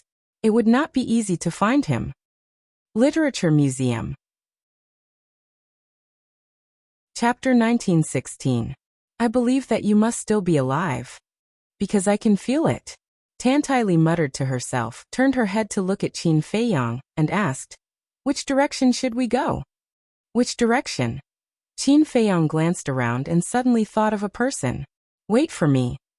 Qin Feiyang said to the two of them, and then appeared in the Black Tortoise realm. Then he closed his eyes and extended his perception infinitely. Soon, he found the undead in the depths of the desert. But his expression was a little shocked. Whoosh! The next moment, he appeared above a sand dune. Below, a young woman was standing on a sand dune. Her figure was excellent, and her waist was small and slender. Her 2 slender jade-like legs were incomparably tall. Her facial features were also extremely exquisite, especially her eyes, which were like gemstones, ethereal with a trace of confusion. She stood quietly on the sand dune alone, without a single piece of clothing on her body. Everything was presented in front of Qin Feiyang at a glance. Her beautiful black hair danced in the wind. Even with Qin Feiyang's temperament, he couldn't help but feel restless when he saw this scene. Cough, cough. Qin Feiyang coughed dryly. The woman was startled and looked up at Qin Feiyang. Gusts of wind whistled, blowing the hair on her forehead. A fire lotus symbol appeared between her eyebrows. Qin Feiyang looked at the symbol with a trace of suspicion in his eyes. "You're here." The woman spoke and smiled slightly, looking extremely charming. Her voice was also very pleasant, like an oriole coming out of the valley. Qin Feiyang nodded and said awkwardly, "You'd better put on some clothes first." "Clothes?" The woman was stunned and her face was slightly red. Divine power emerged and transformed into a pale yellow dress on her body. Qin Feiyang looked up and down at the woman. This was a woman who could be on par with the mermaid princess. Her every move, every frown, every smile could affect a man's heart. Qin Feiyang asked, "Are you really that undead?" The woman nodded. Qin Feiyang asked, "What about your memories?" A trace of disappointment appeared on the woman's face. She sighed and said, "After I condensed my physical body, I have been here. I tried to recall the past, but many things are a blur." Qin Feiyang frowned. "What's your name?" "I can't remember either." The woman shook her head. Qin Feiyang couldn't help but feel a little disappointed. He comforted her. "Take your time, don't worry." "Yes." The woman nodded. Qin Feiyang asked, "You don't have to devour undead anymore, do you?" The woman replied, "There are no more undead here." Ugh. Qin Feiyang was stunned. He shook his head helplessly and said, "Then let's go out. I have already entered the ancient realm and need your help." "My pleasure." The woman nodded with a smile. Qin Feiyang waved his hand, and the two of them suddenly appeared outside. Seeing Qin Feiyang suddenly bring out a strange woman, Tantai Li and the mermaid princess looked a little stunned. After coming back to her senses, Tantai Li teased, Boy, I didn't know that you have learned to keep a mistress in a golden house. Qin Feiyang shook his head with a wry smile and said, "Let me introduce you. This is my great-grandmother, and this is my wife." "Hello." The woman bowed politely and smiled. The mermaid princess looked at the woman, then looked at Qin Feiyang and asked, "What about her?" "She is an undead," Qin Feiyang said. "What? An undead?" Tantai Li and the mermaid princess looked at each other. Tantai Li said in surprise, "Are you talking about the undead you brought out of the ancient realm?" Qin Feiyang nodded. "How is this possible? An undead can condense a physical body." Tantai Li found it hard to accept that it was a living woman. Qin Feiyang said, "She devoured all the undead in the desert, so she slowly condensed a physical body." The woman said, "I will continue in the future because I can't cultivate now. I can only devour undead to become stronger." Qin Feiyang said with a smile, "This ancient realm doesn't lack undead." The mermaid princess asked, "Then should we call you?" The woman thought for a moment, then touched the fire lotus between her eyebrows and said, "You can call me Fire Lotus." "Fire Lotus?" Qin Feiyang and the others looked at each other. Although my memory is very vague, I can vaguely feel that this Fire Lotus mark is very important to me. It is even possible that this Fire Lotus mark represents my identity. After the woman finished speaking, her divine power surged again and condensed into a mask, covering her face and the Fire Lotus mark. "What are you doing?" Qin Feiyang was suspicious. The woman said with a smile, "Before I figure out my identity, it is best not to let others see this mark to avoid being used by others." Qin Feiyang suddenly smiled and said, "You've considered everything quite thoroughly. Although I can't remember the past, I still have a sense of crisis. Let's not talk about this first. What do you need me to do?" The woman said. Qin Feiyang said, "You should know where the Gua clan is, right?" "The Gua clan?" The woman thought for a moment and asked, "Are you talking about the two people called Guaji and Guada?" Qin Feiyang nodded. Seeing this, the woman's eyes flashed with killing intent. Qin Feiyang said with a smile, "It seems that you don't have a good impression of the Gua clan." "Of course. Back in the ancient realm, Guaji repeatedly came to find trouble with me. Last time, he even brought Guada. If you hadn't saved me, my soul would have been scattered." The woman's eyes were filled with bone-chilling coldness. Qin Feiyang asked, "Then do you know where the Gua clan is?" "I do. Once Guaji brought a few burly men over. I killed those burly men and Guaji escaped. After that, I followed him and went to his clan." The woman said. Qin Feiyang said with a smile, "It's good that you know. Bring me there." "Are you sure? The Gua clan has more than 30 war gods. You know Gua Zixiong's cultivation. He is a great success war god. Gua Zixiong's father is even stronger than Gua Zixiong. He is a perfect war god." The woman said. "Perfect war god?" Qin Feiyang's eyes trembled. Tantai Li and the mermaid princess were also extremely shocked. Just the Gua family alone had more than 30 war gods, and even a perfected war god in charge? Heavens! What kind of world is this ancient realm? How many powerful warriors are there? Qin Feiyang calmed himself down and said, "How much do you know? Like the Gua clan?" "I've only been there once, and was almost discovered by Gua Zixiong, so I didn't stay for long. I only know a little about their strength," the woman said.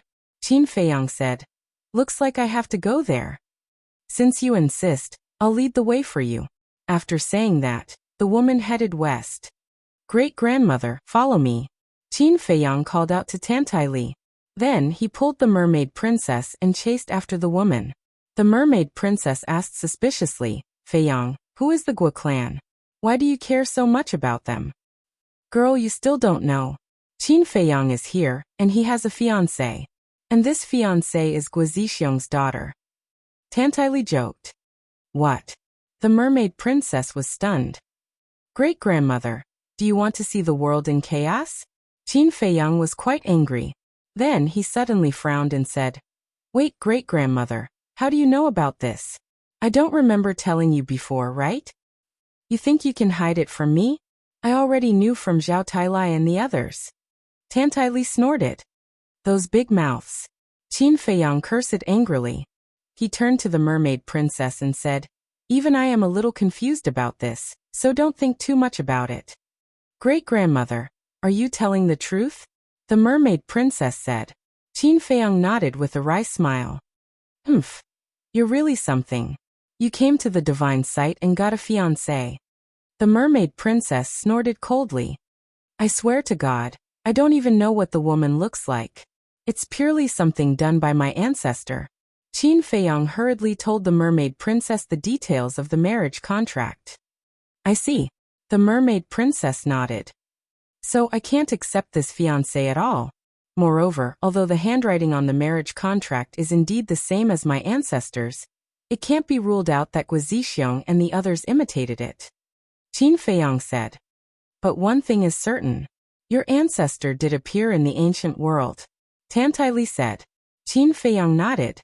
On the way, Qin Feiyang and the female fire lotus didn't stay idle. They carefully searched the surrounding land with their divine sense. The undead creatures that they encountered were all devoured by the fire lotus. Qin Feiyang also found 3 ancient sites.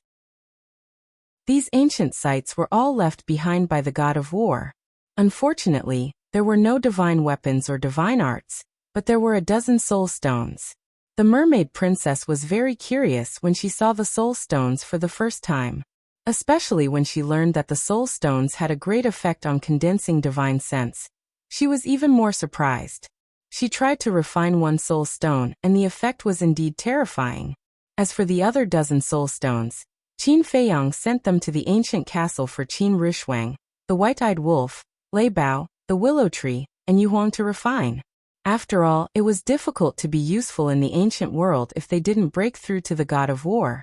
About an hour later, boom, crack. Suddenly, there were waves of fighting in the void in front of them. "What's going on?" Qin Feiyang was surprised. "I've been here before. There are no humans in this area. Could it be undead creatures fighting?" The female fire lotus mumbled. Her eyes lit up when she mentioned undead creatures. Tantai Li glanced at the female fire lotus and said, "Feiyang, can you see through her cultivation?" "Cultivation?" Qin Feiyang was stunned. He really didn't pay attention to this person's cultivation.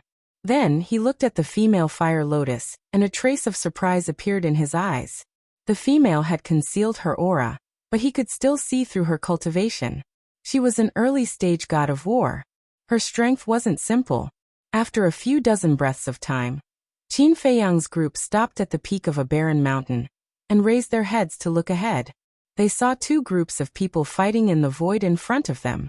There were more than 20 people on both sides. Every one of them was covered in blood and looked extremely miserable. Their cultivation was at the early stage god of war. Literature Center.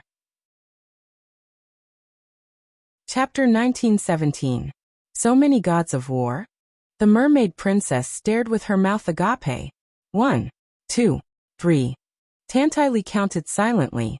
In the end, a look of shock appeared on her face. Both sides have 23 people. In other words, there are a total of 46 gods of war here. Tantai Li said in a deep voice. 46 gods of war. When Qin Feiyang heard the number, his heart could not calm down.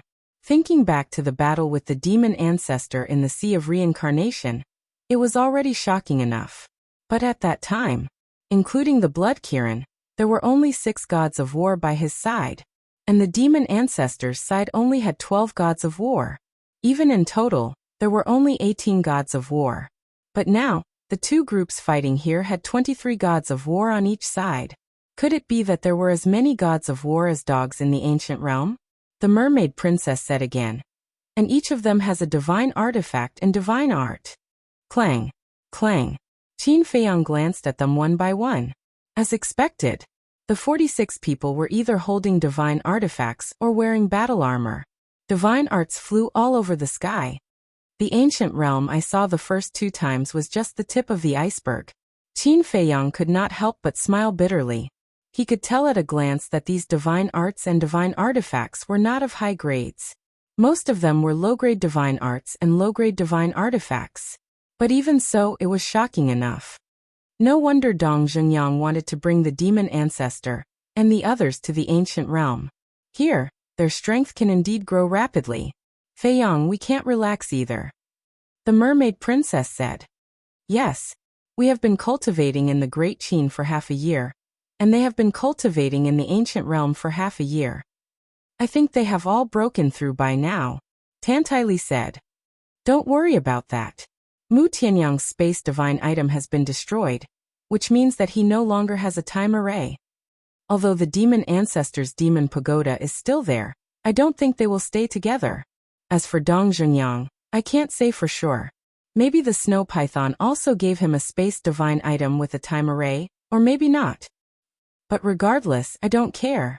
Because I believe that their time formations can't compare to the ancient castle. Qin Feiyang said with a confident smile. We can't be careless either. Although the ancient castle's time array is heaven-defying, this is still the ancient world. We don't even know if there's any divine item that surpasses the ancient castle here, Tantaili said. That's true. Qin Feiyang nodded. Rumble. The battle between the two sides was getting more and more intense. It was a battle of life and death. Why are they fighting? There has to be a reason, right? The mermaid princess was suspicious. Gao Tai, you've gone too far. Suddenly, a furious roar came from afar. This voice, Qin Feiyang was taken aback. What's wrong? The mermaid princess and Tantaili looked at him suspiciously. This is Guoda's voice. Follow me. Qin Feiyang's eyes flashed. He activated the concealment technique and took Tantaili, the mermaid princess, and the fire lotus to the sky and flew in the direction of the voice. About 10 breaths passed. Another battlefield came into sight. On the battlefield, the two old men were bathed in blood as they fought. They fought until the sky turned dark. One of the old men was wearing a linen robe with white hair. It was Guoda. The other was a red-haired old man who was also wearing a linen robe. His whole body was covered in flames like a fire god. The aura he emitted was not weaker than Guoda. I was wondering why they weren't guarding the entrance of the ancient world. It turned out that a war had broken out. Qin Feiyang murmured. Even further away, there was another battlefield. The fluctuations and aura of the battle were more terrifying than here. Qin Feiyang took the three of them and flew over brazenly. Although they were brazen, they activated the concealment technique. Neither Guoda nor the red-haired old man noticed them.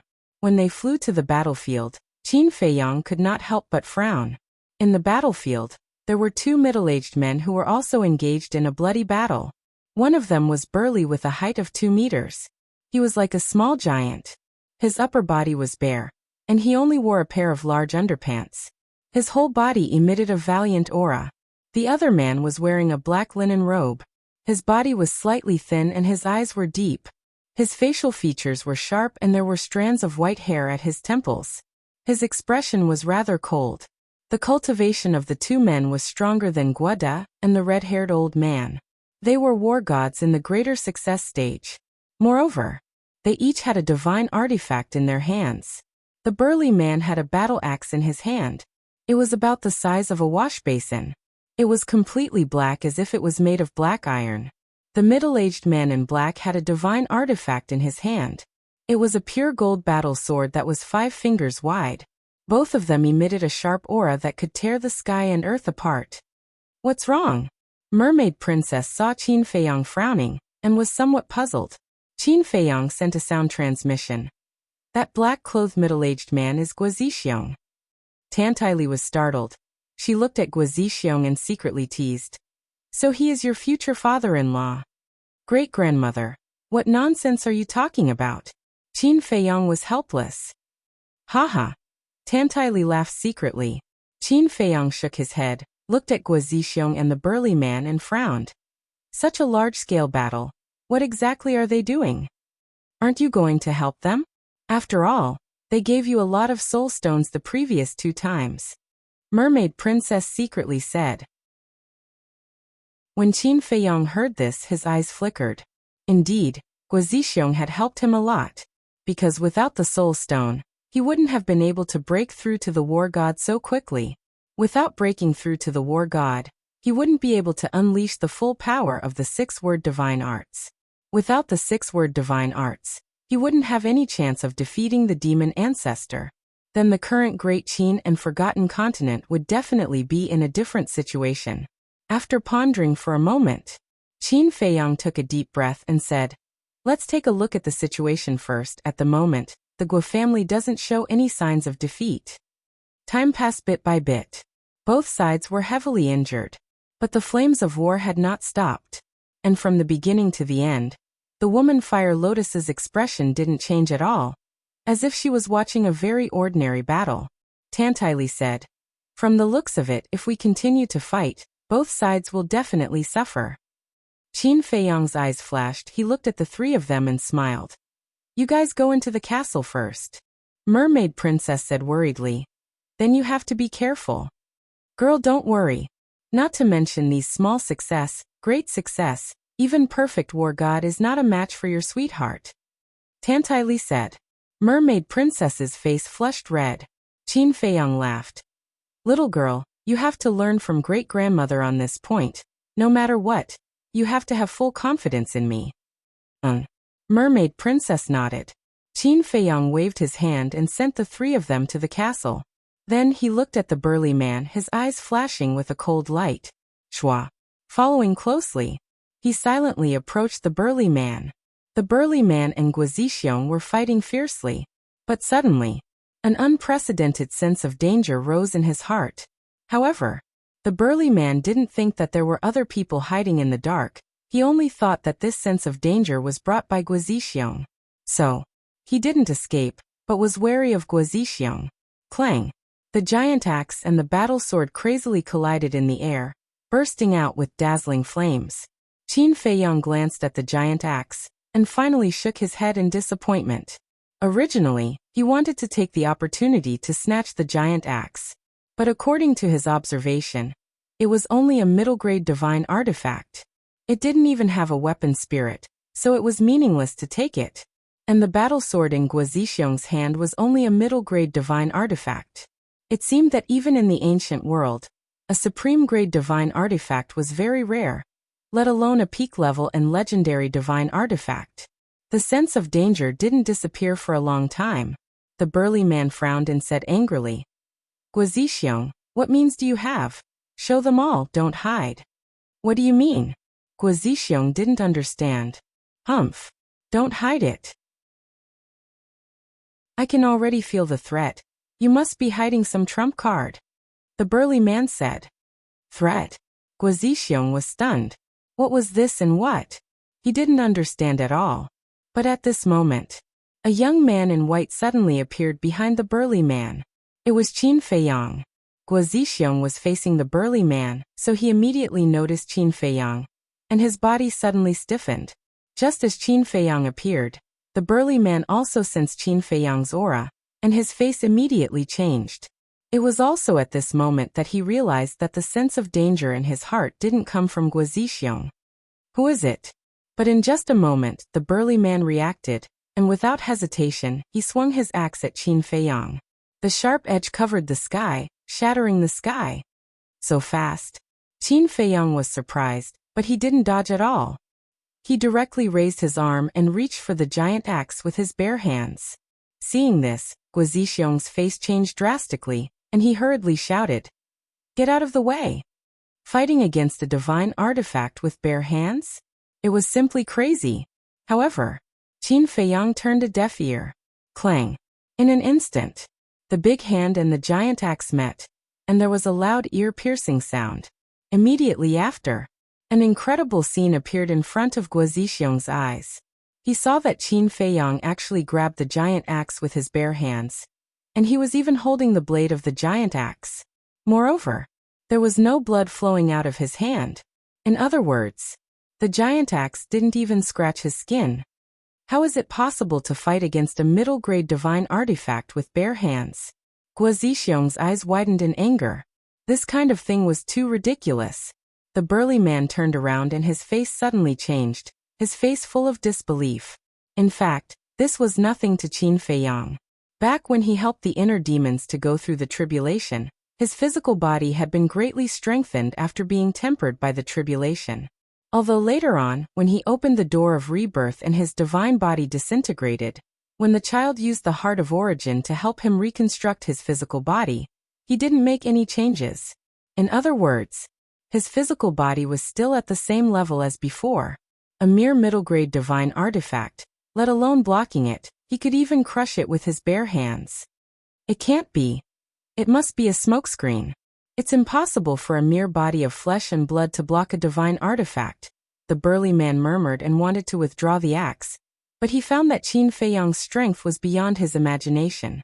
No matter how hard he tried, he couldn't shake off Qin Feiyang's hand that was holding the giant axe.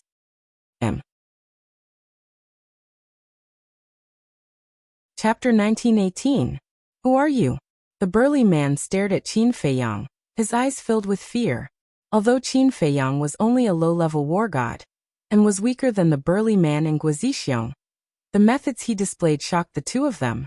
Qin Feiyang smiled but didn't say anything. His 5 fingers suddenly exerted force. Immediately, accompanied by a loud clang, the giant axe shattered into pieces under the horrified gazes of the two.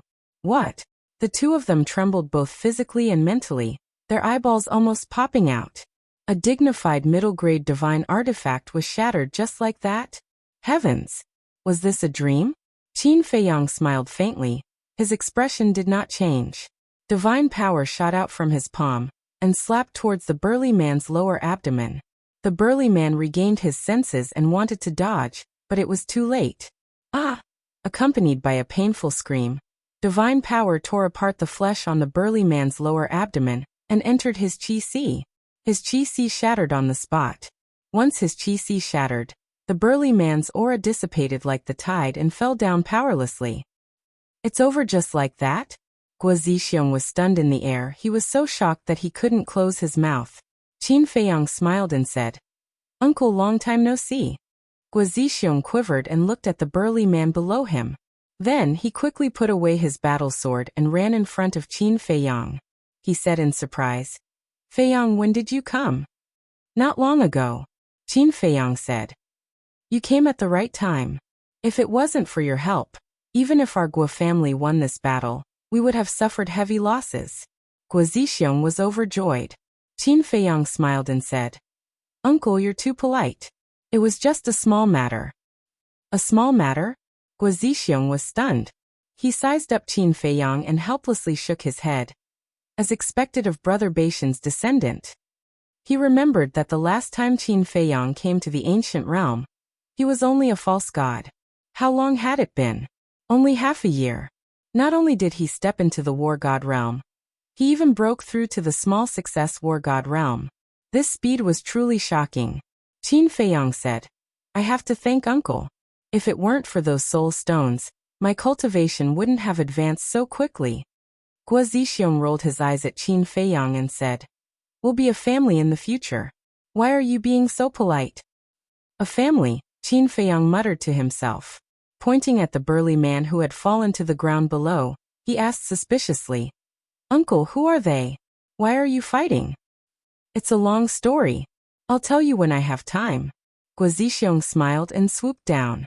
He landed in front of the burly man and sneered, "Surnamed Gao, you didn't expect that my Guo family would have such a terrifying young man." The burly man's eyes darkened. He looked at Qin Feiyang, then at Guizixiong and said, "How come I've never heard of such a person in your Guo family?" "He is my future son-in-law." "How is it? Is he worthy of your attention?" Guizixiong smiled proudly. "Future son-in-law?" The burly man was stunned. "Forget it. There's no need to talk nonsense with you. Today is the end of your Gao family." A cold light flashed in Guizixiong's eyes. He kicked the burly man's head, which immediately exploded like a watermelon. His divine soul was also destroyed on the spot. How cruel! Qin Feiyang muttered to himself as he watched this scene.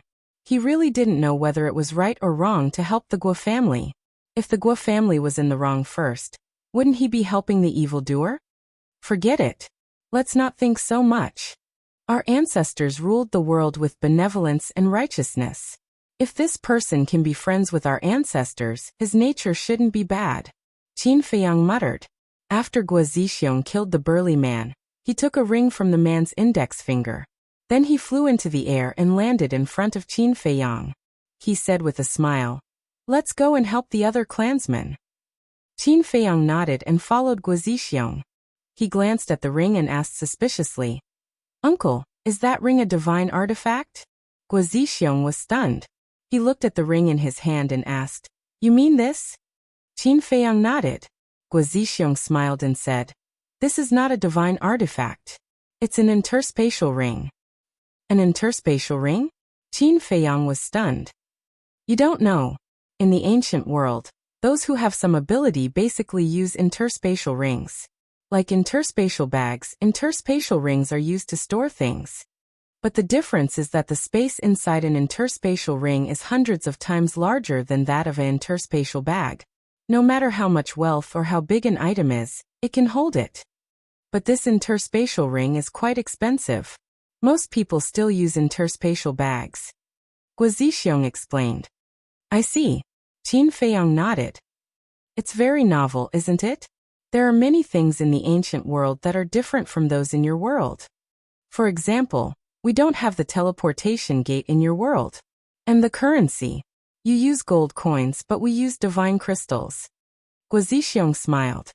Divine crystals? Qin Feiyang was stunned. Guo Zixiong asked suspiciously, "You know about divine crystals?" Qin Feiyang said, "I don't know if the divine crystals I know are the same as the divine crystals you're talking about." The divine crystals he was talking about were naturally the divine crystals fused with the divine towers. Guo Zixiong was stunned. He cut his finger and dripped his blood on the interspatial ring to claim ownership.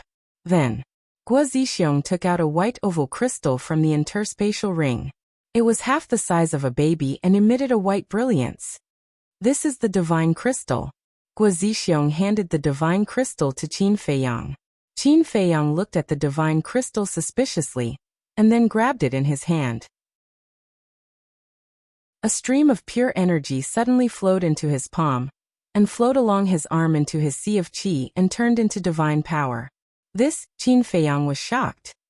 This divine crystal is not only the currency of the ancient world, but also can replenish or restore divine power. In short, the effect of the divine crystal is similar to that of the battle qi pill. Guo Zixiong smiled. Qin Feiyang nodded and said with a smile, "This is different from the divine crystal I'm talking about. The divine crystal I'm talking about is a divine artifact."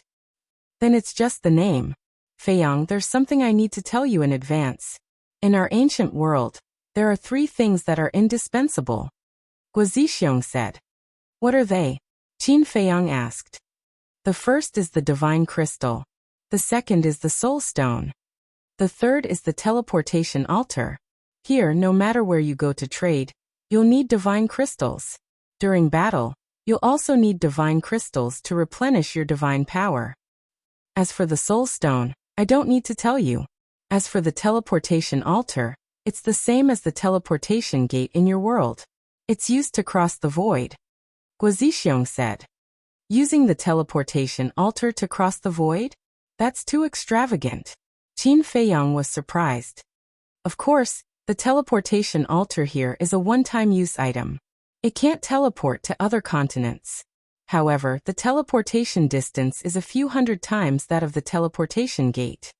Moreover, low-level items like the teleportation gate can't be activated here. Guo Zixiong smiled. If the teleportation gate can't be activated, then there's definitely no teleportation gate here. Then, how did Uncle know about the teleportation gate? Qin Feiyang was suspicious. Of course, it's because of your ancestor. When he came to the ancient world, I saw the teleportation gate and heard him talk about it. I also know a little about the situation in your world. Guo Zixiong smiled. I see. Qin Feiyang suddenly realized and asked curiously, how big is the ancient world? The size of the ancient world is beyond your imagination. Even I, a native, only know the tip of the iceberg. As for the details of the ancient world, I'll tell you slowly when we return to the clan. Guo Zixiong said. Okay. Qin Feiyang nodded. While talking, the two had already approached the battlefield of Guoda and the red-haired old man. Guo Zixiong's aura was not concealed at all. When he saw Guo Zixiong and Qin Feiyang, Guo De's expression was immediately stunned. At the same time, the red-haired old man's expression suddenly changed. Guo Zixiong actually came? Then wouldn't the patriarch of the Gao family be? Old thing, the end of your Gao family has arrived. Guo Zixiong's eyes flashed fiercely. Before his voice faded, he took out the battle sword and attacked the red-haired old man. Damn it! What the hell happened? Is the patriarch dead or not? The red-haired old man pushed Guo De away with his palm and roared. Everyone retreat! His voice was like a bell, resounding in all directions. Obviously, he was reminding the 23 gods of war on the other side of the battlefield. After saying that, the red-haired old man turned around and fled without looking back. Qin Feiyang looked at this scene and was a little puzzled. Guo Zixiong said before that although the ancient world could not open the portal, it could open the altar. Then why didn't the red-haired old man activate the altar to escape? Guo Zixiong said, "Second uncle, leave this person to me. Quickly go over there to support. Don't let anyone escape." Okay. Guo De nodded and glanced at Qin Feiyang. He temporarily suppressed the doubts in his heart and teleported away.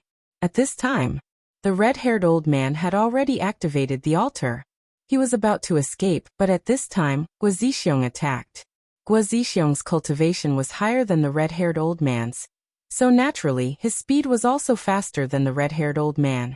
However, in the blink of an eye, he caught up with the battle sword in his hand. The sword light shattered the void and the earth as he furiously slashed with the sword. Ah! Following a scream, the red-haired old man's body was split into two by the battle sword. Blood splattered across the sky. The altar was also instantly shattered by the sword chi. It's finally over. Guo Zixiong murmured. He found a Qianquan bag from the red-haired old man's corpse, put away his battle sword, and flew towards Qin Feiyang. Qianquan bag? Qin Feiyang frowned. The black-clothed old man was an initial stage god of war, but he only used a Qianquan bag? It seemed that what Guo Zixiong said was true. Qianquan rings were extremely expensive in the ancient world.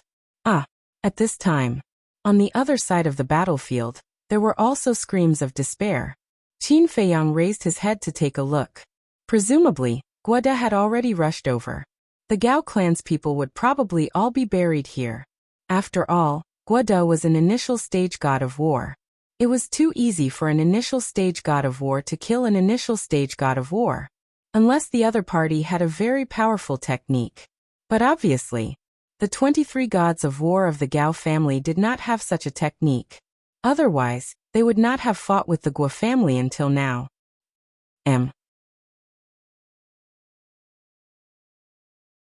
Chapter 1919. The battle gradually stopped. Guo De led the 23 war gods of the Guo clan and flew over in a grandiose manner. Although they were all seriously injured, their faces were filled with smiles of victory. Patriarch.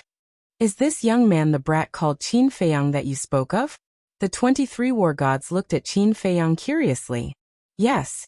We have to thank Feiyang this time. If he didn't cripple that Gao guy's cultivation, we wouldn't know how long we would have to fight. Guo Zixiong said with a smile. What? He crippled that Gao guy's cultivation. Patriarch, are you kidding? He's only a low-tier war god. How could he have such strength? Everyone was shocked. Guo De's face was also filled with disbelief. Not only that, he also crushed that giant axe with his bare hands. In short, Feiyang's strength is not something you can compare to. Guo Zixiong said. Seeing that Guo Zixiong didn't seem to be joking, Guo De and the others were shocked. Crushing a mid-tier divine artifact with his bare hands, and crippling the cultivation of the patriarch of the Gao family. Feiyang, let me introduce you. Guo De, my second uncle. You've met him before. These people are the direct descendants of the Guo family. They can be considered your elders. Guo Zixiong looked at Qin Feiyang and said with a smile. Hello everyone. Qin Feiyang cupped his hands and smiled. Hello little brother. They say that heroes come from the young. It's true. Our Sweki is also lucky to have found such a good husband. Everyone was talking at the same time, and they all had sincere smiles on their faces. It seems that the Guo family isn't a bunch of villains. Qin Feiyang muttered to himself. At first, he hesitated because he was worried that the Guo family was a big traitor. He didn't care about the so-called good husband. Not to mention that he already had the mermaid princess. Even if he was single, he couldn't marry a woman he had never met and didn't know at all. Guo Zixiong smiled and said, Feiyang, let's go. Follow us back to the clan. Qin Feiyang pondered for a moment, then nodded and said with a smile, all right. He definitely had to pay the Guo clan a visit. Although Guo Zixiong didn't know the whereabouts of his ancestor, perhaps he could find some clues by entering the Guo clan. Then Qin Feiyang followed Guo Zixiong and the others and headed west.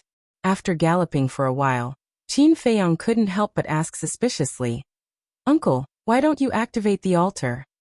Guo Zixiong said, Feiyang, there's something you don't know. This place is called the Land of the Undead. It's also considered a forbidden area, so it's impossible to activate the altar. Land of the Undead. Qin Feiyang glanced around. This place was full of lonely souls and wild ghosts. It was not an exaggeration to call it the Land of the Undead. Qin Feiyang said, then tell me about the situation in the ancient realm. All right. The ancient realm is divided into 5 large plates. They are Dongling, Nanhuang, Shiji Nanhuang, Nanhuang, and Shenzhou. Dongling, Nanhuang, Nanhuang, Nanhuang, Nanhuang, and Nanhuang are located in the 4 cardinal directions of the ancient realm. Shenzhou is located in the center of the ancient realm, and where we are now is in the border area of the Nanhuang. Guo Zixiong said, you're so strong, and you're still in the border area of the Nanhuang? Qin Feiyang was stunned. We're strong? Hearing Qin Feiyang's words, Guo Zixiong, Guo De, and the others couldn't help but smile bitterly. What?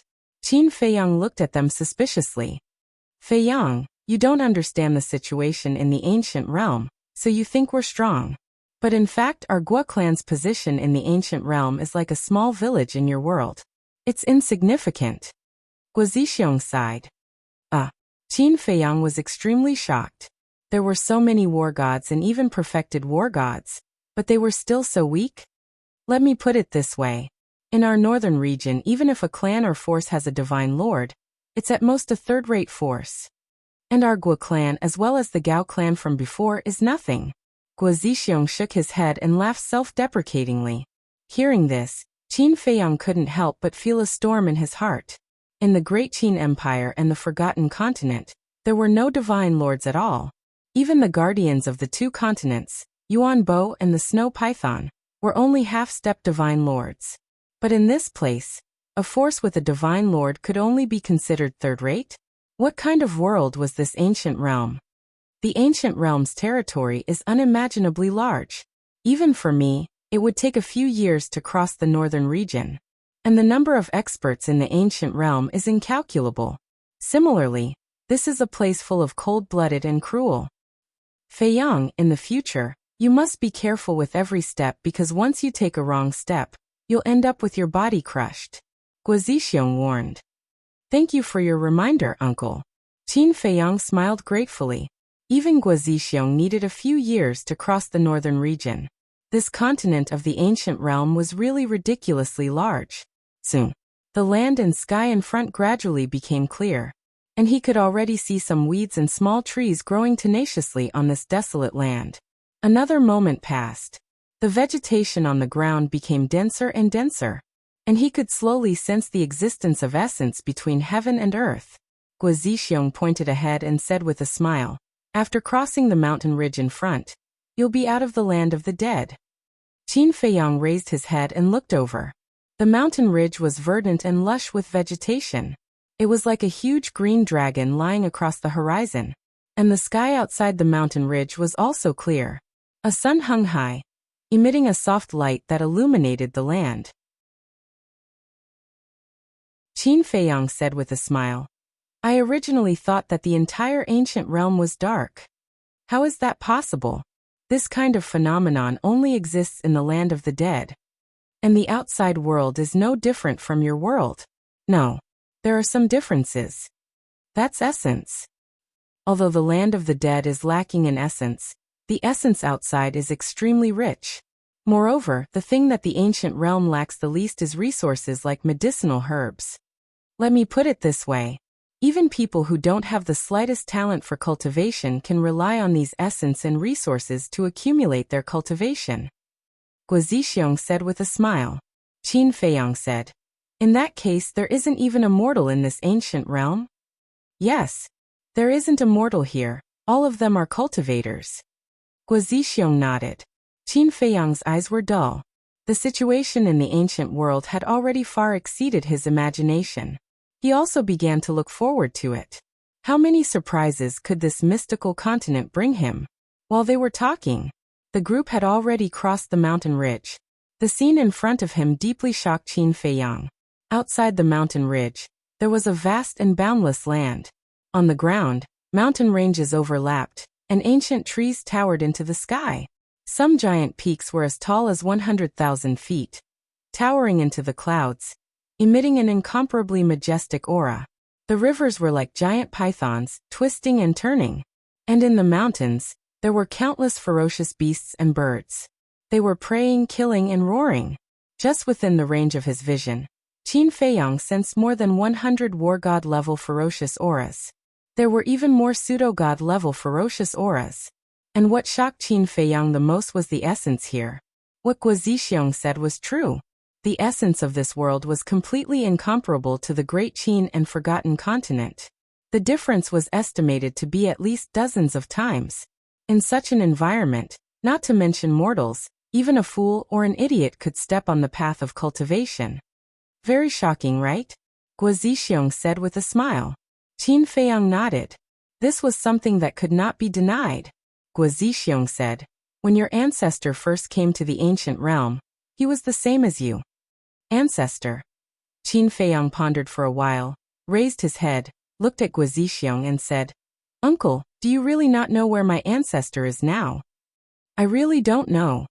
Back then when he left he only said, I'll see you again and left. Guo Zixiong shook his head and smiled bitterly. Qin Feiyang thought for a while and asked, then in this ancient realm, how many people know about my ancestor's existence? Guo Zixiong was a little hesitant. What's wrong? Qin Feiyang was suspicious.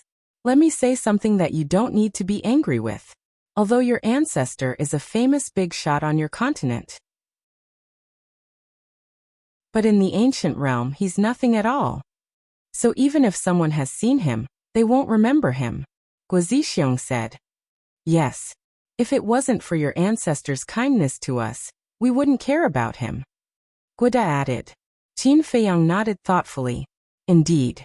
Back then, his ancestor was just a low-level war god like him.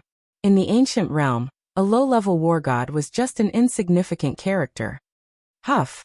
Qin Feiyang took a deep breath, looked up at the vast land in front of him, and said with a smile. The journey has officially begun. Don't let me down. Guo Zixiong and the others looked at each other. That confident smile, that expectant look, it was exactly the same as Qin Batian back then. Uncle, let's go. Qin Feiyang took a step forward. Wait. Guo Zixiong hurriedly pulled him back. What's wrong? Qin Feiyang turned his head and looked at him suspiciously. Guo Zixiong hurriedly said, there are more than a dozen monarch god-level beasts in this mountain range. We can't go in. Monarch god-level beasts? Qin Feiyang was stunned. Guo Zixiong said, yes, we can't afford to provoke these terrifying existences. Let's just open the altar and go back. As he spoke, he took out a palm-sized altar. As divine power flowed in, the altar expanded and quickly recovered. Qin Feiyang looked at the altar and said, is this altar really a one-time use item? Because the altar that Guo Zixiong took out was exactly the same as the altars in the Great Qin and Forgotten Continent. It's real. Guo Zixiong nodded and stepped onto the altar. Guo Da and the others also jumped up, but Qin Feiyang didn't. He looked away from the altar and scanned the mountains in front of him.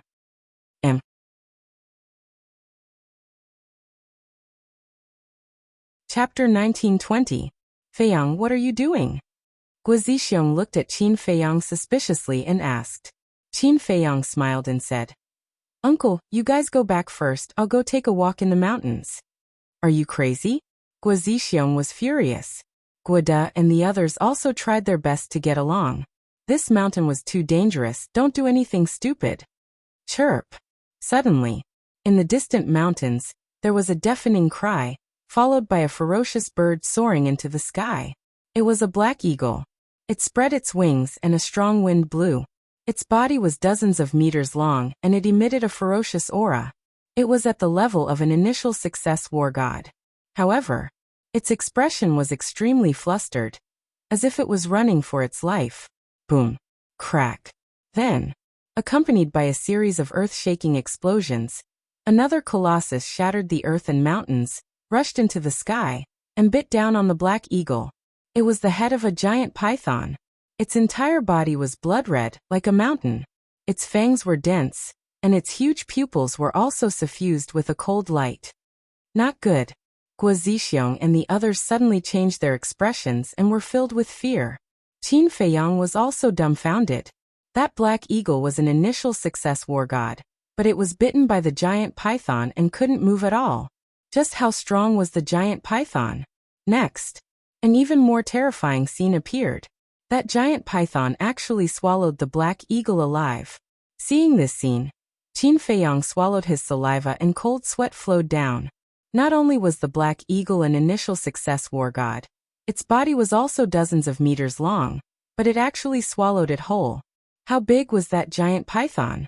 Qin Feiyang looked down along the head of the giant python.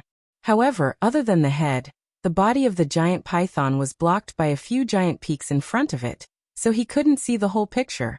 However, it was obvious that it was definitely a terrifying existence. Guo Zixiong urged. Feiyang, hurry up, it is one of the overlords of this mountain range. If it discovers us, none of us will be able to escape. One of the overlords? You mean it has the cultivation of a monarch god? Qin Feiyang said. Yes. Over 2,000 years ago, it stepped into the realm of an initial divine lord. Such an existence is definitely not someone you and I can provoke, Guo Zixiong said anxiously. An initial divine lord. Qin Feiyang looked up at the giant head, his eyes flickering. Suddenly, the python looked over and saw Qin Feiyang, Guo Zixiong and the others. Damn it, hurry! Guo Zixiong's body trembled as he hastily shouted. But Qin Feiyang turned a deaf ear. Roar! The giant python roared fiercely, and waves of terrifying power surged over like a tide. Qin Feiyang trembled both physically and mentally. Facing this ferocious might, he felt as if he was facing the might of the heavens. A sense of insignificance arose spontaneously. Guo urged. Patriarch, don't worry about him. Let's go. Guo Zixiong stomped his foot angrily and shouted. My Guo family's base is just outside this mountain range. When you go out, you can ask around and find out. Be careful. After saying that, the group of phantoms quickly dissipated. At the same time, Qin Feiyang also withdrew his aura and rushed into the forest below like lightning. Human, you're quite bold. You didn't run away. The giant python looked at the place where Qin Feiyang disappeared. Its huge body rose into the air, and its ferocious aura enveloped all directions. Qin Feiyang stood in the forest and looked up at the giant python with a shocked expression. It was a crimson python. Its body was tens of thousands of feet long. Its entire body was covered with blood-red scales. From afar, it looked like a majestic mountain range roaring toward them. It's so big. No wonder it could swallow that black eagle. No. That black eagle is probably not enough to fill the gaps between its teeth. Qin Feiyang murmured. He decisively activated the movement formula and flew into the sky like lightning. The crimson python did not give up. Its divine sense covered tens of thousands of miles as it chased after Qin Feiyang. Roar. Chirp. Boom. The arrival of the crimson python also caused the area to become extremely chaotic. Countless ferocious beasts and birds fled in fear. Some beasts rose into the sky, but before they could escape, they were swallowed by the crimson python. It was a ruthless predator. None of the prey that it had locked onto could escape. Qin Feiyang looked back at the crimson python as he ran. He was not afraid at all. Instead, he had an impulse to try. An early-stage divine lord. He wondered if he could compete with the crimson python with the 6-word formula. How can this human be so fast? High in the sky, the crimson python's eyes were filled with surprise. All of a sudden, the crimson python raised its huge tail and smashed toward Qin Feiyang with a deafening sound of wind and thunder. Boom! A few giant peaks were directly shattered. Qin Feiyang's eyes darkened. With a wave of his hand, a blood-red bolt of lightning streaked across the sky and hit the giant tail. Clang! Sparks flew and a snake scale was immediately shattered. Then, the blood-red bolt of lightning penetrated into the snake's flesh and penetrated through the other side of the giant tail. A fist-sized bloody hole suddenly appeared. The crimson python lowered its head and looked at the bloody hole in its tail. Its eyes were filled with astonishment. Qin Feiyang was also a little stunned. In fact, he was just trying it out. He did not want to cause any harm to the crimson python. But he did not expect the blood-red bolt of lightning to be so powerful that it could easily tear apart the crimson python's defense.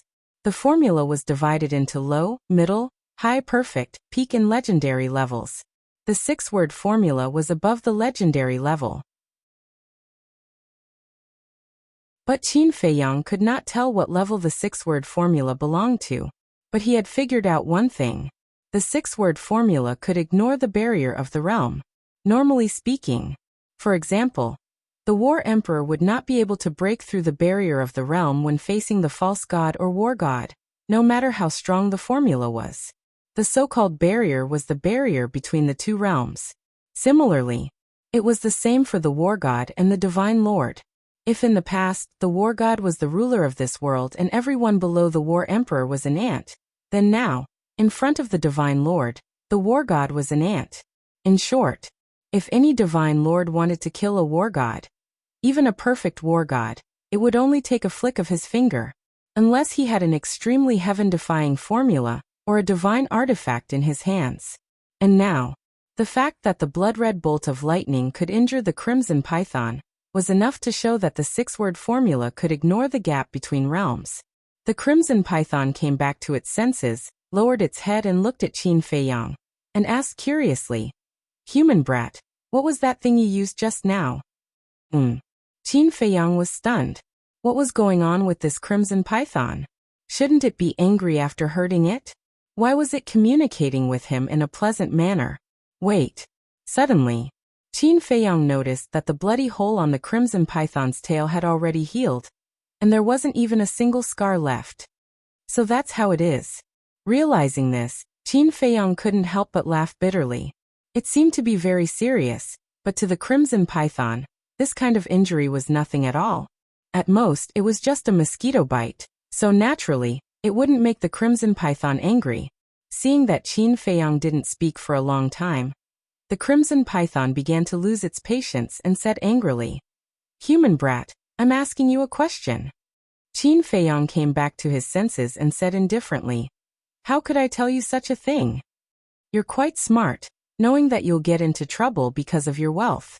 But don't be nervous, tell me and I'll let you go. I'll even give you a few hundred soul stones." The crimson python's eyes flickered as it grinned. Qin Feiyang was stunned. He looked at the crimson python suspiciously and asked, "Do you have so many soul stones?" Seeing that Qin Feiyang had taken the bait, the crimson python nodded and said, "Of course, not to mention soul stones, I even have soul vein." Soul vein. Qin Feiyang was stunned. Soul stones come from soul vein. Soul vein can automatically absorb the essence of heaven and earth and continuously produce soul stones. The voice of the female fire lotus sounded in Qin Feiyang's mind.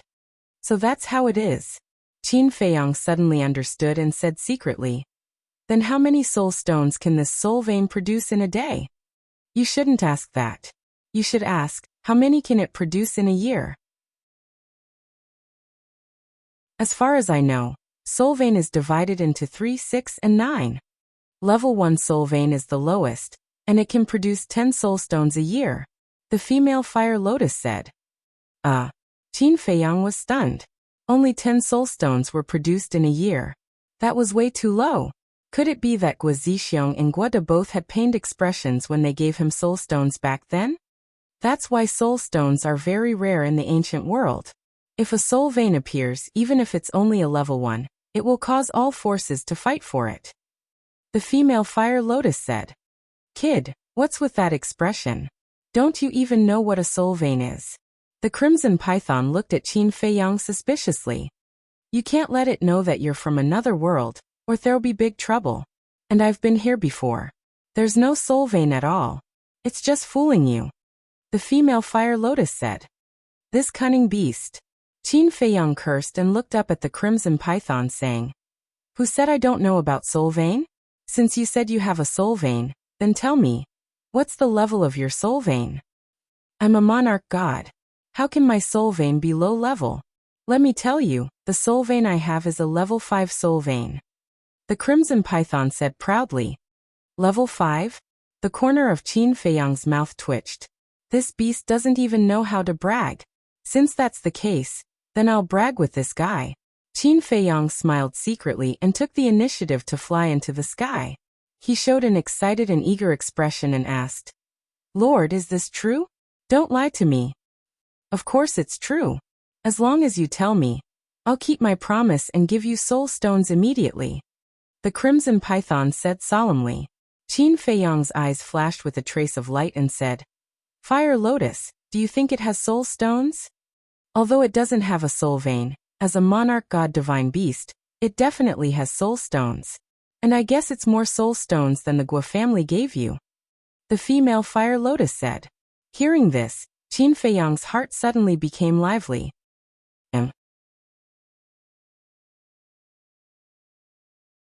Chapter 1921.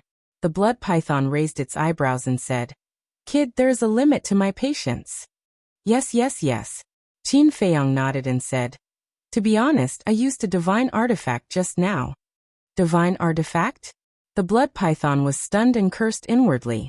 What kind of divine artifact could actually injure it despite the difference in cultivation level? Let me take a look. The blood python urged. No, what if you snatch it away? Qin Feiyang shook his head.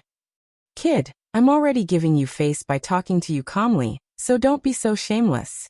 The blood python's eyes flashed coldly. Qin Feiyang took a few steps back and looked at the blood python warily. You want to snatch it? The blood python said. If you don't hand it over, I might really snatch it away. I'm afraid you don't have the ability. Qin Feiyang sneered. The blood python was stunned. How dare he show such a contemptuous look in front of it? It seems that you won't cry until you're in the coffin. Boom. A terrifying pressure rushed toward Qin Feiyang like a volcanic eruption. Qin Feiyang was immediately imprisoned in the void. I'll kill you sooner or later anyway, so I don't want to waste my breath. Once I swallow you alive, the divine artifact will naturally be mine. The blood python smiled coldly and opened its bloody mouth, revealing its sharp fangs and biting toward Qin Feiyang. Your Majesty can't imprison me. Qin Feiyang grinned and his aura exploded, instantly breaking the Majesty's imprisonment. What? The blood python's eyes widened. A mere god of war could break the majesty of a divine lord? How was that possible? However, so what if he broke free from the Majesty's imprisonment? How could a mere god of war fly away in front of its eyes? However, the next moment, Qin Feiyang disappeared without a trace in front of its eyes. It was as if he had evaporated into thin air. The blood python immediately released its divine sense. A divine lord's psyche was enough to cover hundreds of thousands of kilometers. However, within the range of his spiritual sense, he could not find any trace of Qin Feiyang. Could it be that he had a spatial divine item? However, in this area, it did not find any traces of spatial divine items. He disappeared just like that. The crimson python scanned the surrounding void with a furious expression. However, most of them were still confused. How did he leave? The black tortoise world. Above the medicine field in the devil's land. Qin Feiyang stood against the wind and looked at the blood python in front of him. His eyes flickered. Suddenly, Qin Feiyang waved his hand and the female fire lotus appeared beside him. Huolian, since you're here, do you know where the blood python hid its soul stone? Qin Feiyang asked. I don't know. Fire lotus shook her head and said, but the soul stone is such an important thing. Generally speaking, it would carry it with it. Qin Feiyang rubbed his head and said helplessly, "If it carries it with it, it will be a bit troublesome to make it hand it over willingly." "Then we'll snatch it." Fire Lotus smiled. "Snatch it? To be honest, I'm not very confident. It's because I've never fought with an expert at the level of a Sir God before. Moreover, there are more than a dozen divine beasts as strong as the blood python in this mountain range. If they are alarmed, then we will really be in trouble. So snatching it by force is really a bad idea." Qin Feiyang smiled bitterly. However, he was unwilling to give up on the fat meat in front of him.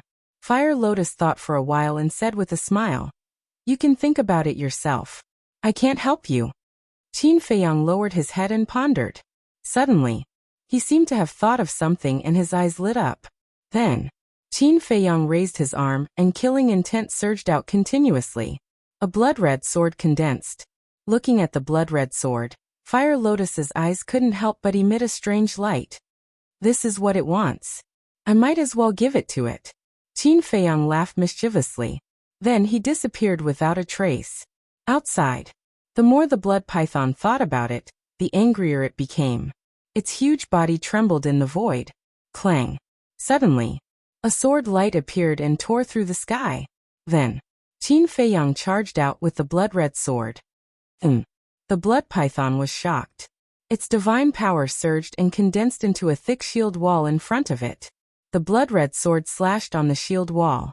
Boom. Accompanied by an earth-shattering sound, the shield wall shattered on the spot. The blood python looked at the blood-red sword in Qin Feiyang's hand in shock. As for how Qin Feiyang left and how he suddenly appeared, it completely forgot about it. "That's my divine weapon." Qin Feiyang hid the blood-red sword behind his back and looked at the blood python with a vigilant smile. He wanted to pretend that he cared a lot about the blood-red sword, so that the blood python would take the bait. And by doing so, he wouldn't give the blood python a chance to observe the blood-red sword carefully. After all, the blood-red sword was condensed with killing intent. Although it was similar to a divine weapon, it was still different from a real divine weapon. If it was placed in front of the blood python, and let it observe it carefully, it would definitely find some clues. Divine weapon. At this moment, the blood python was completely shocked and its breathing became rapid. To think that it, a divine lord, could easily destroy the shield wall condensed with divine power. The level of the blood-red sword must be high. Most importantly, the blood-red sword could ignore the existence of a higher realm. If it could get this divine weapon, it could totally be the king here. "Kid, give that sword to me." The blood python's divine power surged and locked onto Qin Feiyang. "Give it to you? Do you think it's possible?" Qin Feiyang snorted coldly. The blood python's eyes flashed with killing intent. "If you don't give it to me, I'm afraid you won't be able to leave this place." "Then how did I leave just now?" Qin Feiyang smiled mockingly. The blood python's eyes darkened slightly. Qin Feiyang pondered for a while and smiled. "How about this? Let's make a deal." "What deal?" The blood python was suspicious. Qin Feiyang said, "Give me 10,000 soul stones and I'll give this divine weapon to you." "What? 10,000 soul stones?" The blood python glared and roared. "Why don't you rob me?" Qin Feiyang said, "I want to, but I don't have the ability." "It seems that you still have some self-awareness." The blood python snorted and pondered for a while. "You're asking for too much. I don't have it." Qin Feiyang frowned. "You even have a level 5 soul line. Can't you take out 10,000 soul stones?" The blood python looked embarrassed. Qin Feiyang pursed his lips. "I knew it. What soul line?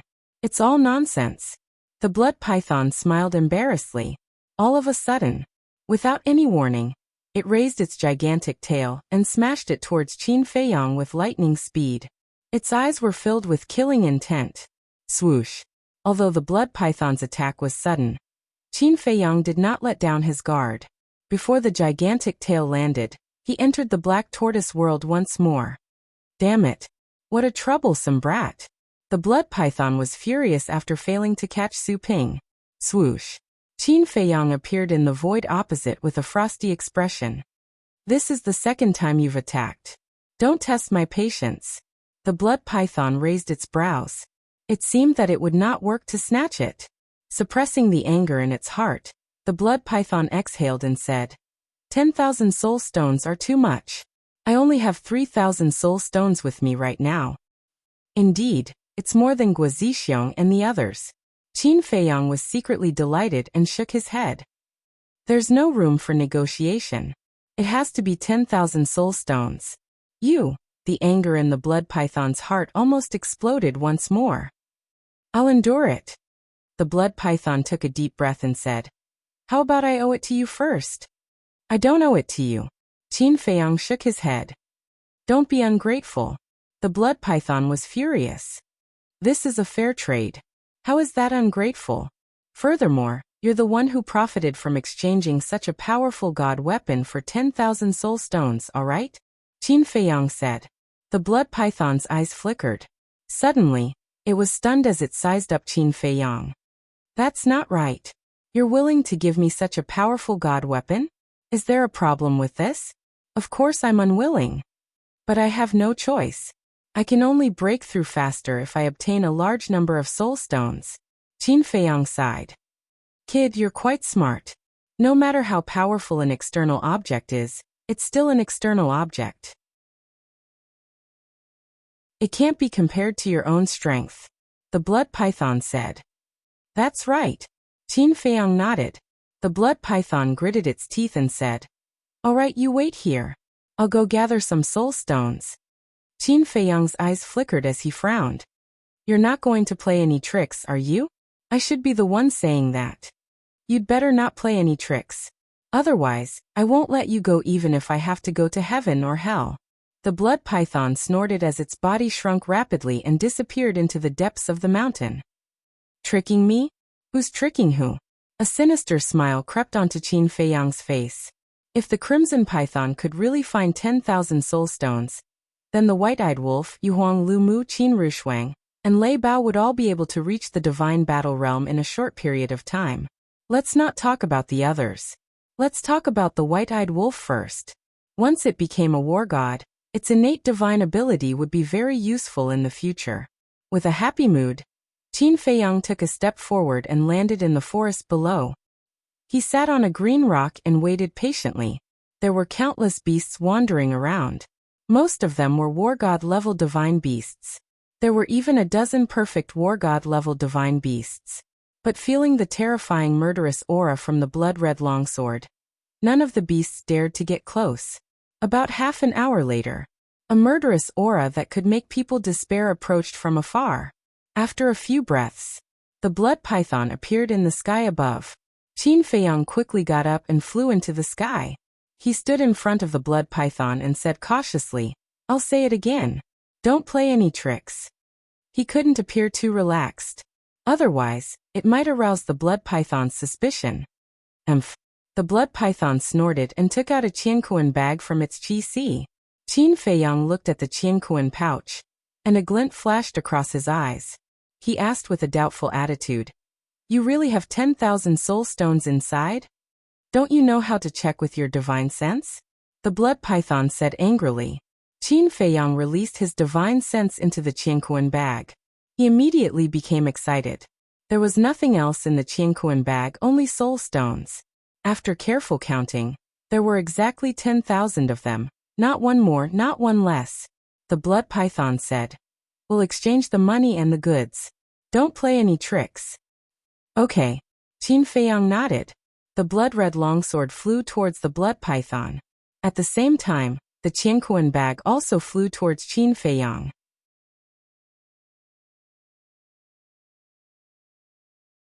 Chapter 1922. The transaction went smoothly. Qin Feiyang grabbed the qiankuan bag.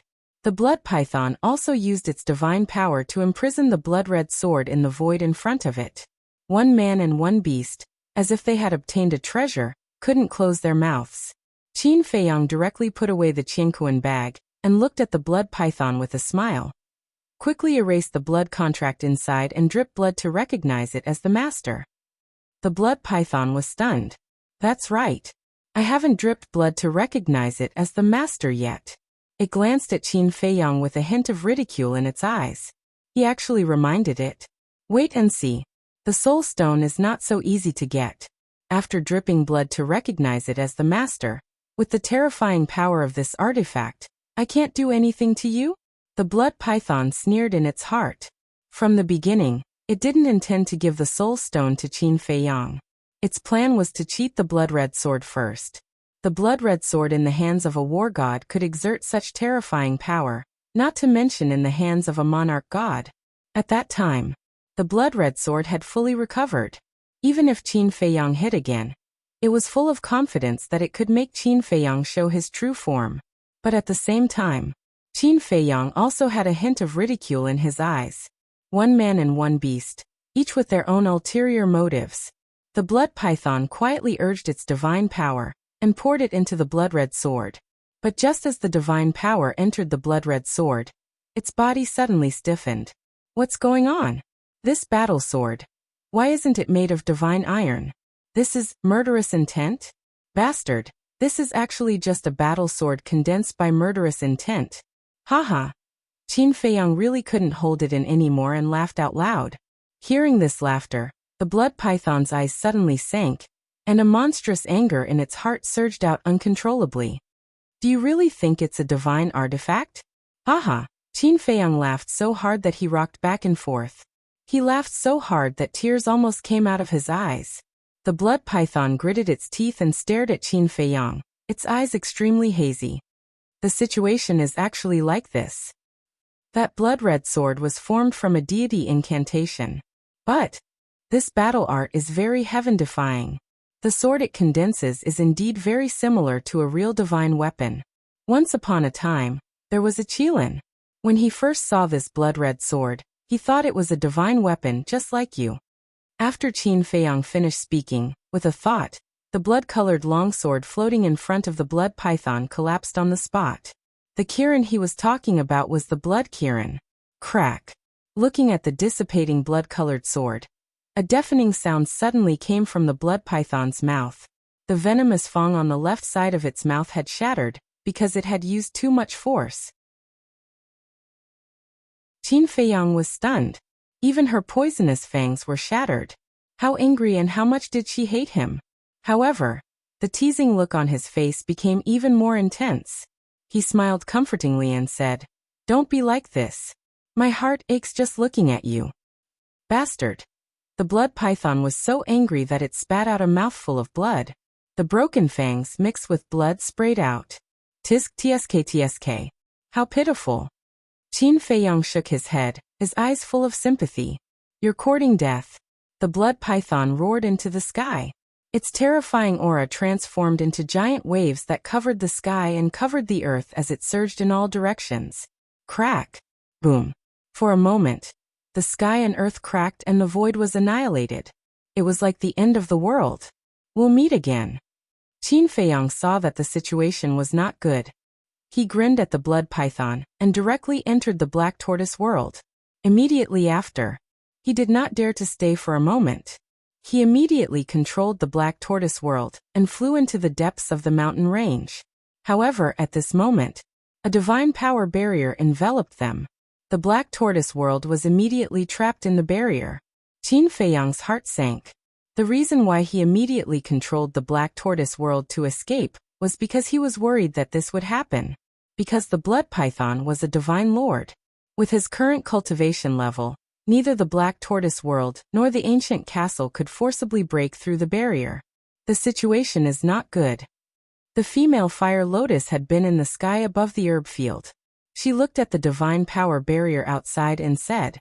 Qin Feiyang's eyes flashed, and he decisively stopped the black tortoise world. "Why did we stop? Shouldn't we try and see if we can forcefully break through?" Fire Lotus looked at Qin Feiyang in confusion. "No. If we forcefully break through now, it's the same as exposing our whereabouts. When the blood python knows that we're trapped in the barrier, it will definitely drag it out with us. I don't have time to waste with it. On the contrary, as long as we don't forcefully break through, it won't know if we're trapped or not. Because divine sense can't capture the black tortoise world. If it can't be sure if we're trapped or not, it will definitely disperse the barrier soon." Qin Feiyang said in a deep voice. Fire Lotus pondered for a while after hearing this and nodded. After hearing what you said, it's indeed the best choice for now. Outside, the blood python floated within the barrier and carefully searched this inch of space with its divine sense. But no matter how carefully it searched, it couldn't find any trace of Qin Feiyang, let alone any traces of the space divine item. Where is it? Little bastard, I don't believe that you've already escaped. Get out here. The blood python roared again and again, its hostility soaring to the sky. Whoosh! At this moment, more than a dozen ferocious beasts came from afar like lightning. Every one of them was extremely large. They were ferocious and imposing, and the aura they exuded was no weaker than the blood python.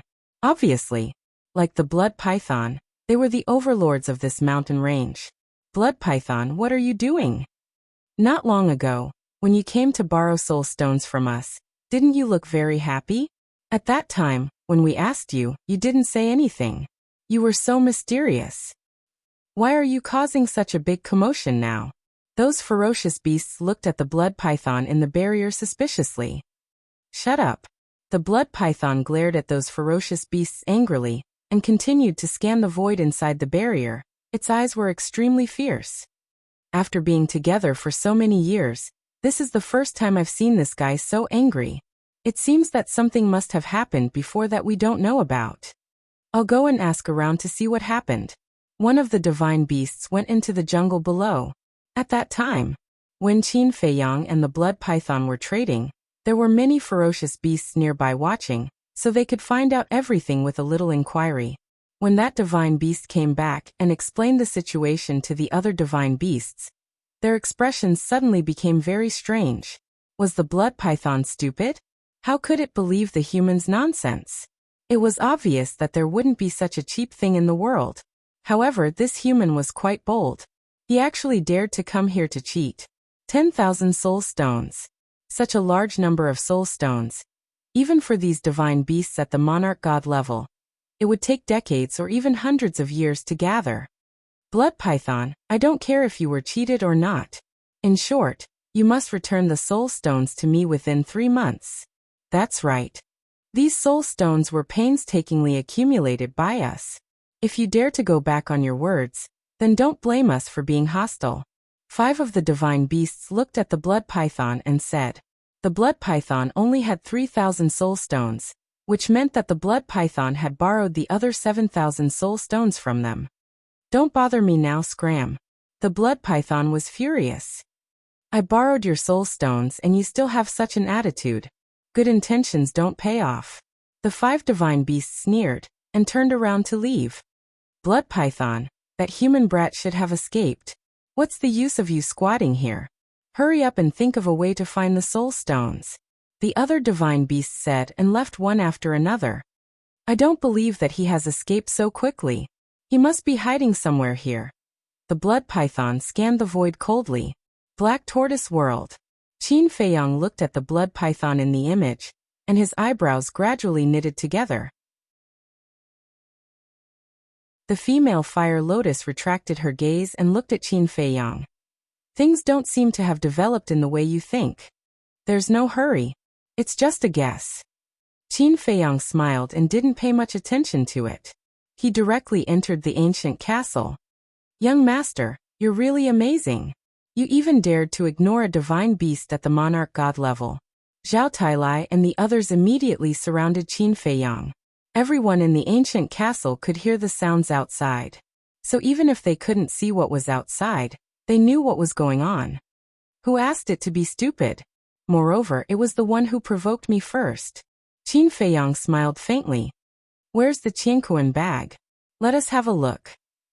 The white-eyed wolf looked at Qin Feiyang anxiously.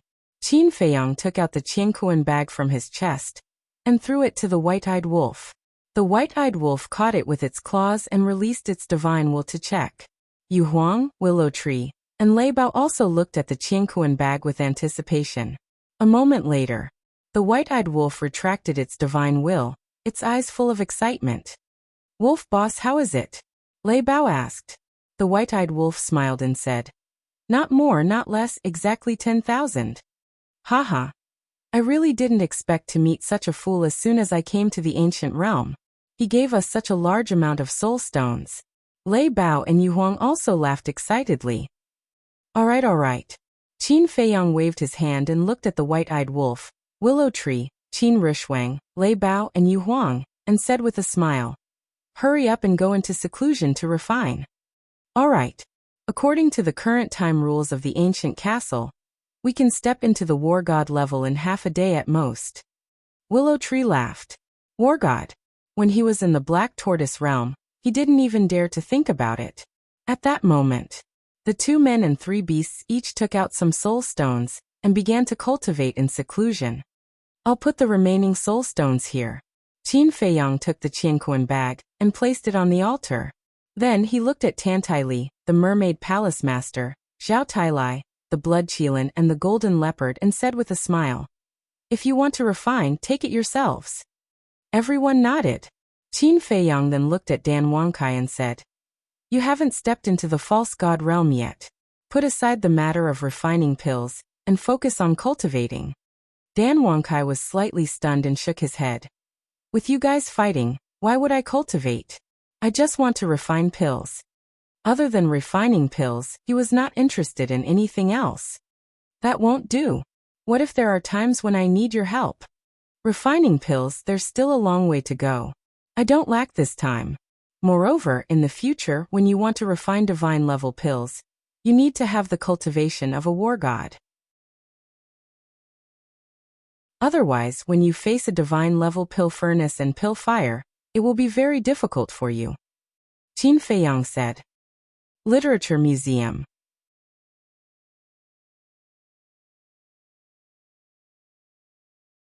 Chapter 1923. Dan Wangkai pondered for a while and nodded.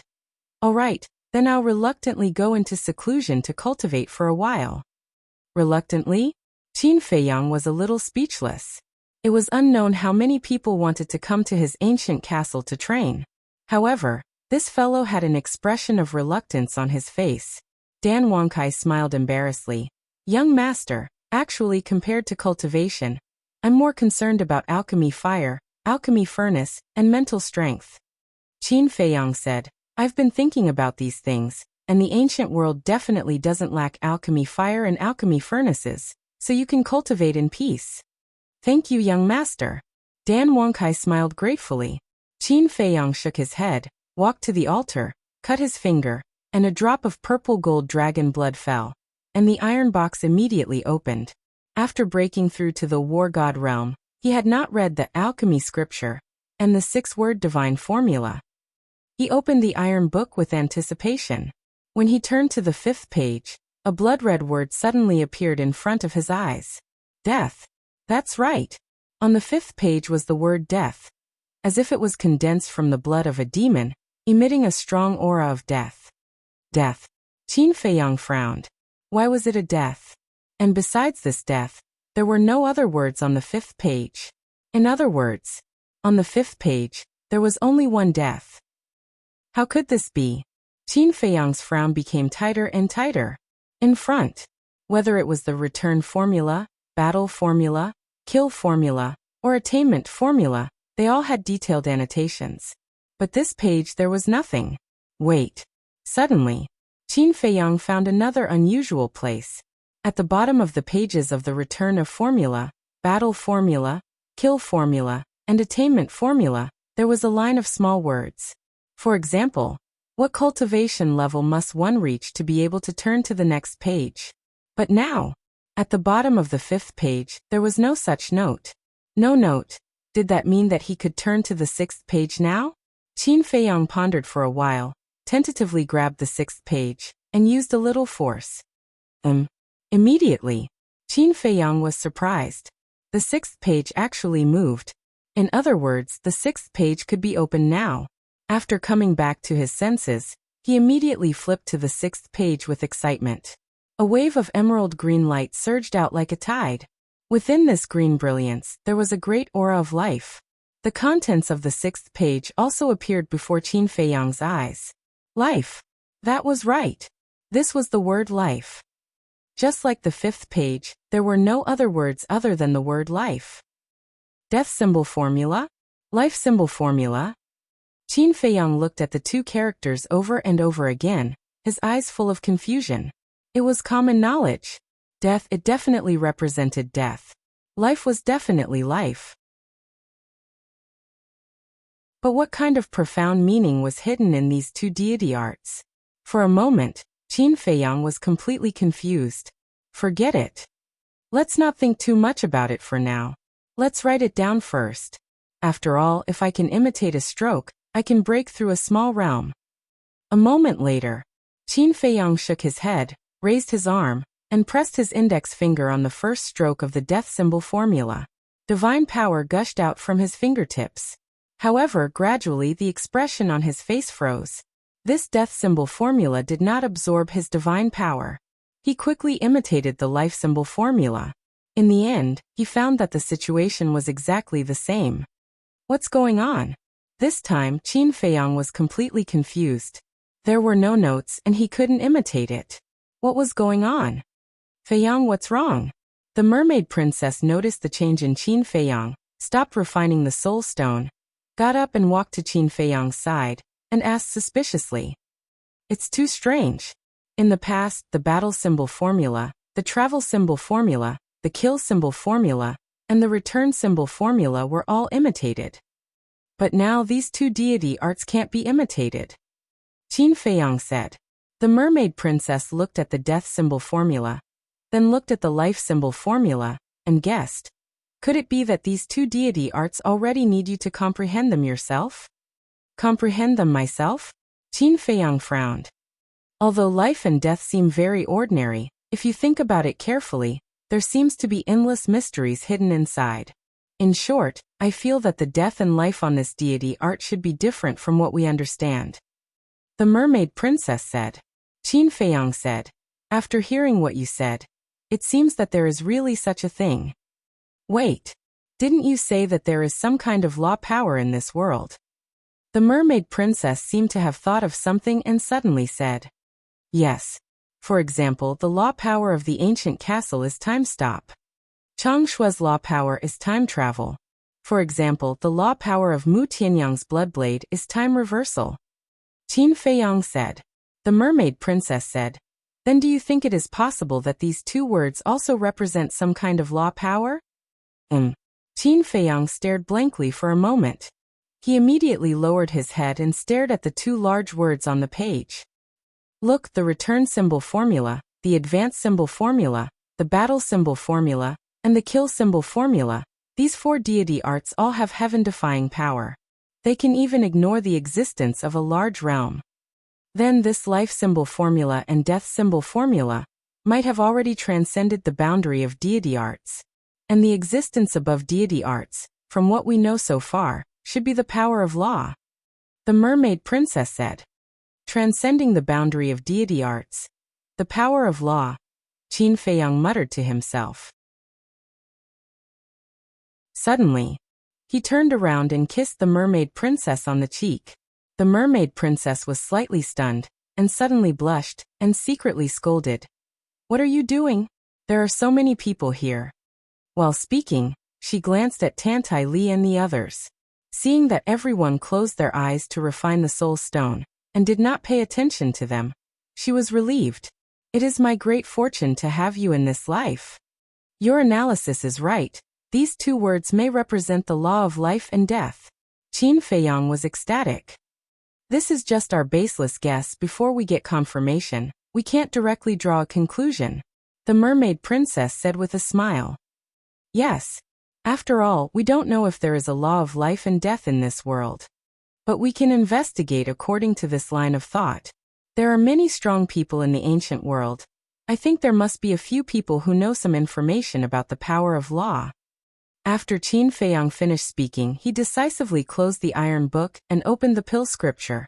The mermaid princess also looked curiously at the side. The first thing that caught their attention was a kind of pill called life pill. There were detailed notes below. Life pill had the effect of repairing the soul. As long as the soul was not shattered, it could be quickly repaired. The second kind was called God Power Pill. This pill had the effect of restoring God power. The third kind was Undead Barrier Breaking Pill. This pill could let the undead go through the baptism of the heavenly tribulation and reconstruct their human body. The fourth kind was heavenly dust divine pill. This kind of pill could temporarily increase the cultivation of living beings by a small realm. Temporarily increase the cultivation by a small realm? Seeing this, Qin Feiyang and the mermaid princess looked at each other at the same time and looked over in surprise again. After confirming again and again, they did not see wrongly. This heavenly dust divine pill did have the effect of increasing the cultivation by a small realm. However, it was different from the 9-chew yellow dragon pill and the 9-turn dragon blood pill. The 9-chew yellow dragon pill and the 9-turn dragon blood pill could permanently increase the cultivation by a small realm.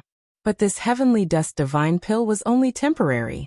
According to the records, the effect of the heavenly dust divine pill could only last for an hour, and it could only be used by war gods. If it was a creature surpassing war god, taking the heavenly dust divine pill would have no effect. Moreover, after taking the heavenly dust divine pill, there would be a certain side effect. Within an hour after the effect of the pill passed, one would enter a weakened state. Once one entered a weakened state, no pill would be able to recover. The mermaid princess said, although there are certain side effects and a time limit, it can be considered a terrifying trump card. That's right. At a critical moment, taking this heavenly dust divine pill is enough to turn the situation around. Qin Feiyang nodded. He really didn't expect that there would be such a terrifying pill recorded in the pill scripture. The two of them continued to read. The fifth kind of pill was called the divine life pill. According to the records, this divine life pill had the same effect as the healing pill and could heal injuries. But the difference was that the divine life pill was more comprehensive. For example, the previous healing pill could only heal the injuries of the physical body. If one's bones were broken, or if one was missing an arm or a leg, they would need the bone replenishing pill and the regeneration pill. But now it was different. With just one divine life pill, all these problems could be solved.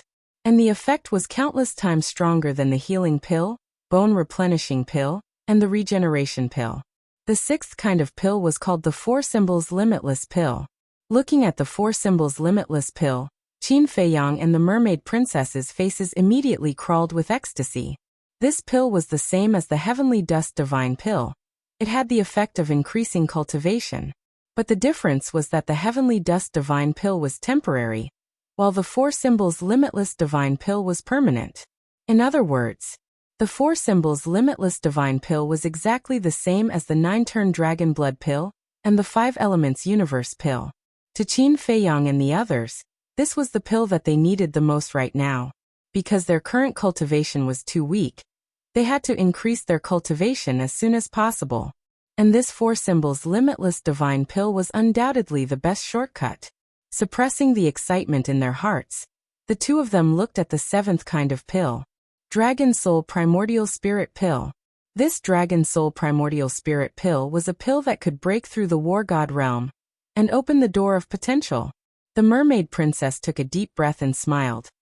The pills in this pill scripture are really comprehensive. That's right.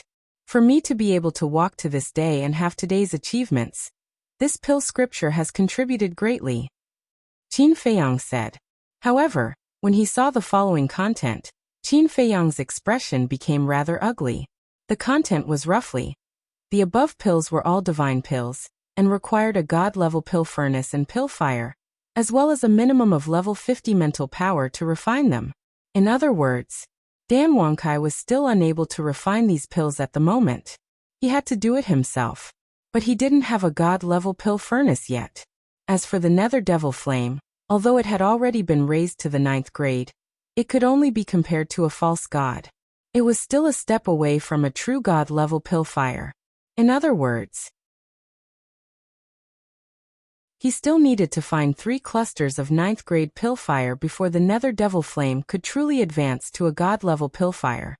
And mental power. Qin Feiyang pondered for a moment, looked at Dan Wangkai who was sitting cross-legged at the side and cultivating with his eyes closed, and asked, Dan Wangkai, do you have a spirit stone?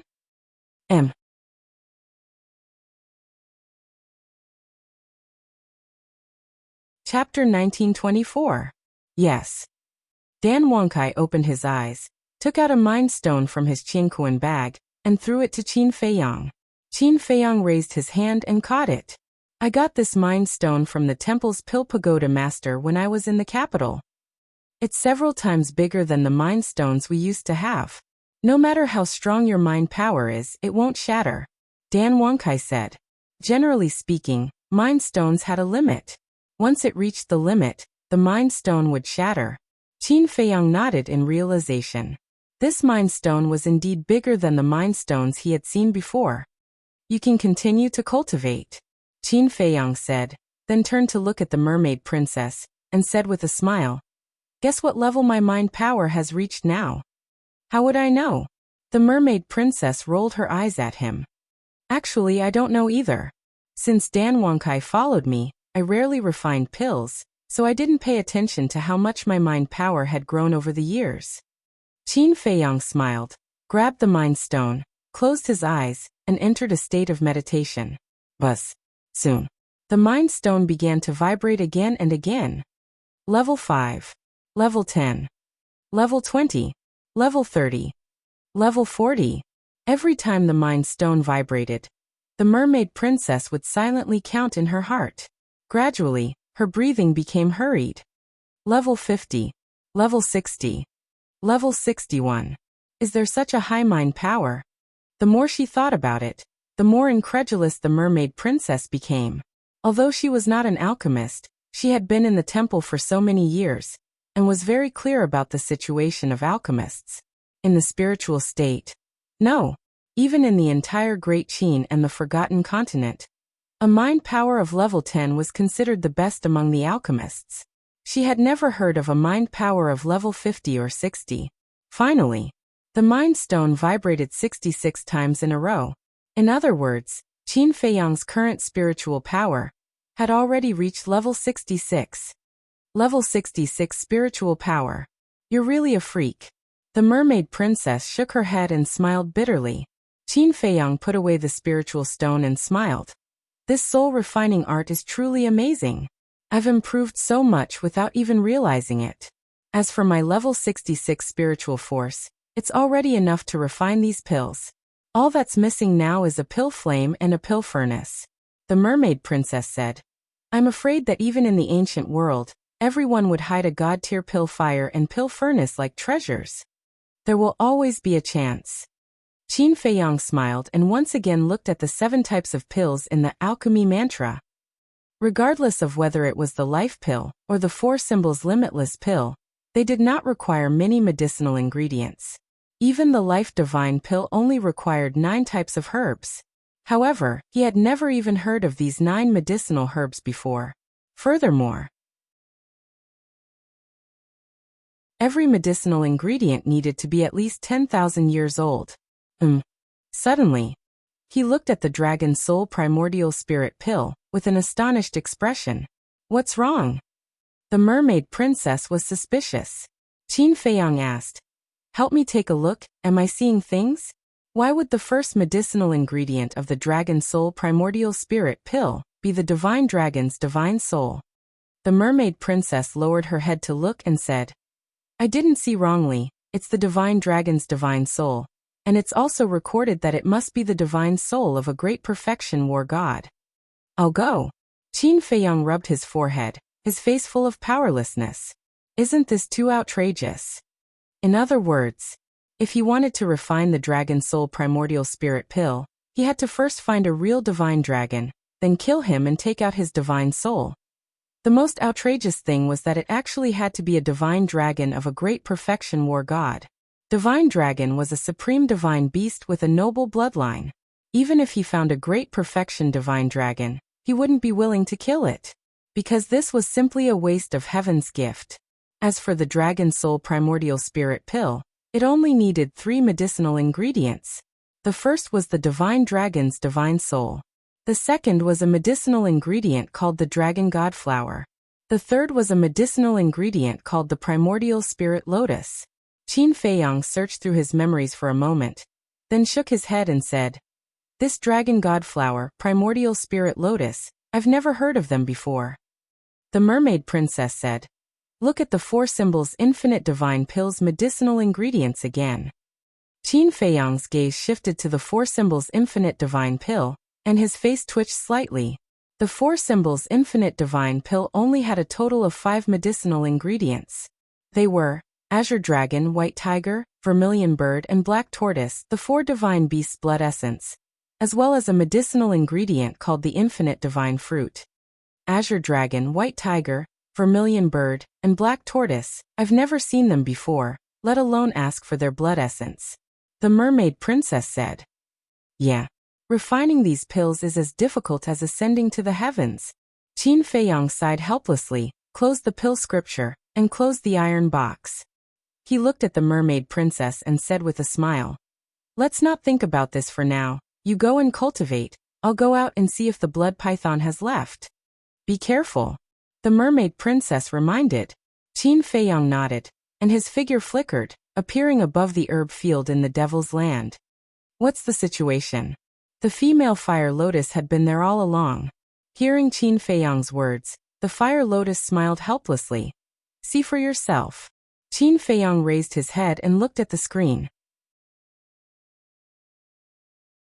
In the screen, the barrier had not disappeared, and the blood python was still floating inside the barrier. The fire lotus said, from the looks of it, it seems to believe that we're trapped inside the barrier. Then I'd like to see how long it can delay us. Qin Feiyang snorted and retracted his gaze, his perception covering the entire black tortoise world. Half a year passed. The living beings here had more or less settled down. Conflicts and frictions were constantly occurring. The former overlords, the Vanga League, the Fengtian Palace, the main pagoda, the Nether Hall, and the Heavenly Sun Empire, had collapsed one after another. This also made the other small forces restless. However, they did not dare to fight on a large scale. This was because when they revived in the Iron Ox Town, they already knew that the current ruler of the Black Tortoise world was Qin Feiyang. At the same time, they also knew that the Vanga League and the Fengtian Palace had collapsed. Therefore, the people of the various forces were waiting to see Qin Feiyang's attitude. If Qin Feiyang clearly stated that he would not interfere in the disputes of the Black Tortoise world, then the flames of war would definitely erupt in an instant. Of course, it was also impossible for Qin Feiyang to express this attitude. He also did not want to interfere in the disputes of the Black Tortoise world, and let nature take its course. Brother Qin. Suddenly, a hoarse voice appeared in Qin Feiyang's perception. Qin Feiyang was stunned and followed the voice. Soul Sealing Valley. In the deepest part of the Soul Sealing Valley, in front of an ancient stone tower, a black shadow was floating. It's him, Qin Feiyang murmured. His eyes flashed slightly, and instantly descended in front of the black shadow. Brother Qin, you're finally here. The black shadow was extremely excited. Qin Feiyang said, what are you calling me for? The black shadow said, Brother Qin, on account of how pitiful I am, help me unlock the seal. I remember you said that you need me to give you the Heart of Origin to unlock the seal. Do you think I will give it to you? So let's not talk about this matter. Qin Feiyang said indifferently. The black shadow pondered for a while and said, actually, you can also help me unlock the seal with the Heart of Origin. I can too? Qin Feiyang was stunned and sneered. So, you were indeed lying to me before? No. In the past, I asked you to give me the Heart of Origin because I didn't think of this. The black shadow hurriedly said. Didn't think of it? Qin Feiyang sneered and said, do you really think I'm a fool? Do you think I don't know your intentions? I'm already in this state. What other intentions can I have? The black shadow said aggrievedly. Do you want me to point it out for you? When I give you the Heart of Origin, not only can you escape, but you can also obtain the Black Tortoise realm, killing 2 birds with 1 stone.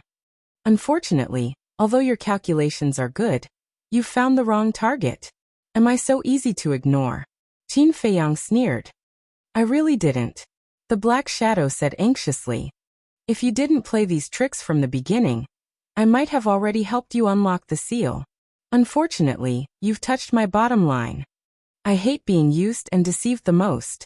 Qin Feiyang said. Okay, it's my fault, it's all my fault.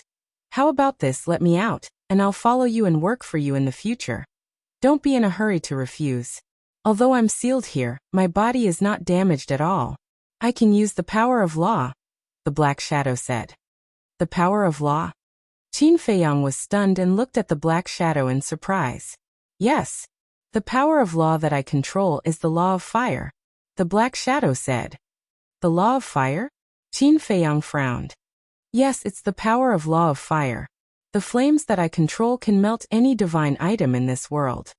The Black Shadow said with a hint of pride in his tone. The law of fire. Qin Feiyang murmured and asked calmly. Do you know the power of law very well? Of course. The Black Shadow nodded. Qin Feiyang said. Then is there a law of life and death in this world? The law of life and death? The Black Shadow was stunned and said in surprise. Why are you suddenly asking about this? Qin Feiyang said. Just answer me. Yes. And the law of life and death is the most powerful, terrifying, and supreme law of life and death in this world. With one thought, one can control the cycle of reincarnation and create all things. Comprehending the law of life and death is equivalent to being a god of creation, the Black Shadow said. So powerful? Qin Feiyang was shocked. Of course. In this world today, there is only one person who has comprehended the law of life and death. The Black Shadow said. Who? Qin Feiyang asked. The ruler of this world, Wuxia. The Black Shadow said word by word. His words were filled with fear and dread that couldn't be dispersed. Wuxia. Qin Feiyang's eyes trembled. It's this person again. Wait a minute. The 6-word formula was created by Wuxia. Could it be that Wuxia left the words life and death in the Iron Book to remind him to comprehend the law of life and death? In other words, this Wuxia was indeed helping him. And Chang Shui and the castle, now that he thought about it, they must have been given to him by Wuxia. But why did the small beast and the ice dragon want to kill him? What the hell is going on? Literature Museum. You're tuning in to the Li Mei's Wuxia Whispers YouTube channel. We're so grateful for your support, and don't forget to subscribe to join us on this incredible journey through captivating stories. Your generosity through donations truly makes a world of difference, as it's the primary source of revenue that allows me to expand and enhance this channel for you. Thank you from the bottom of my heart for being a part of this adventure.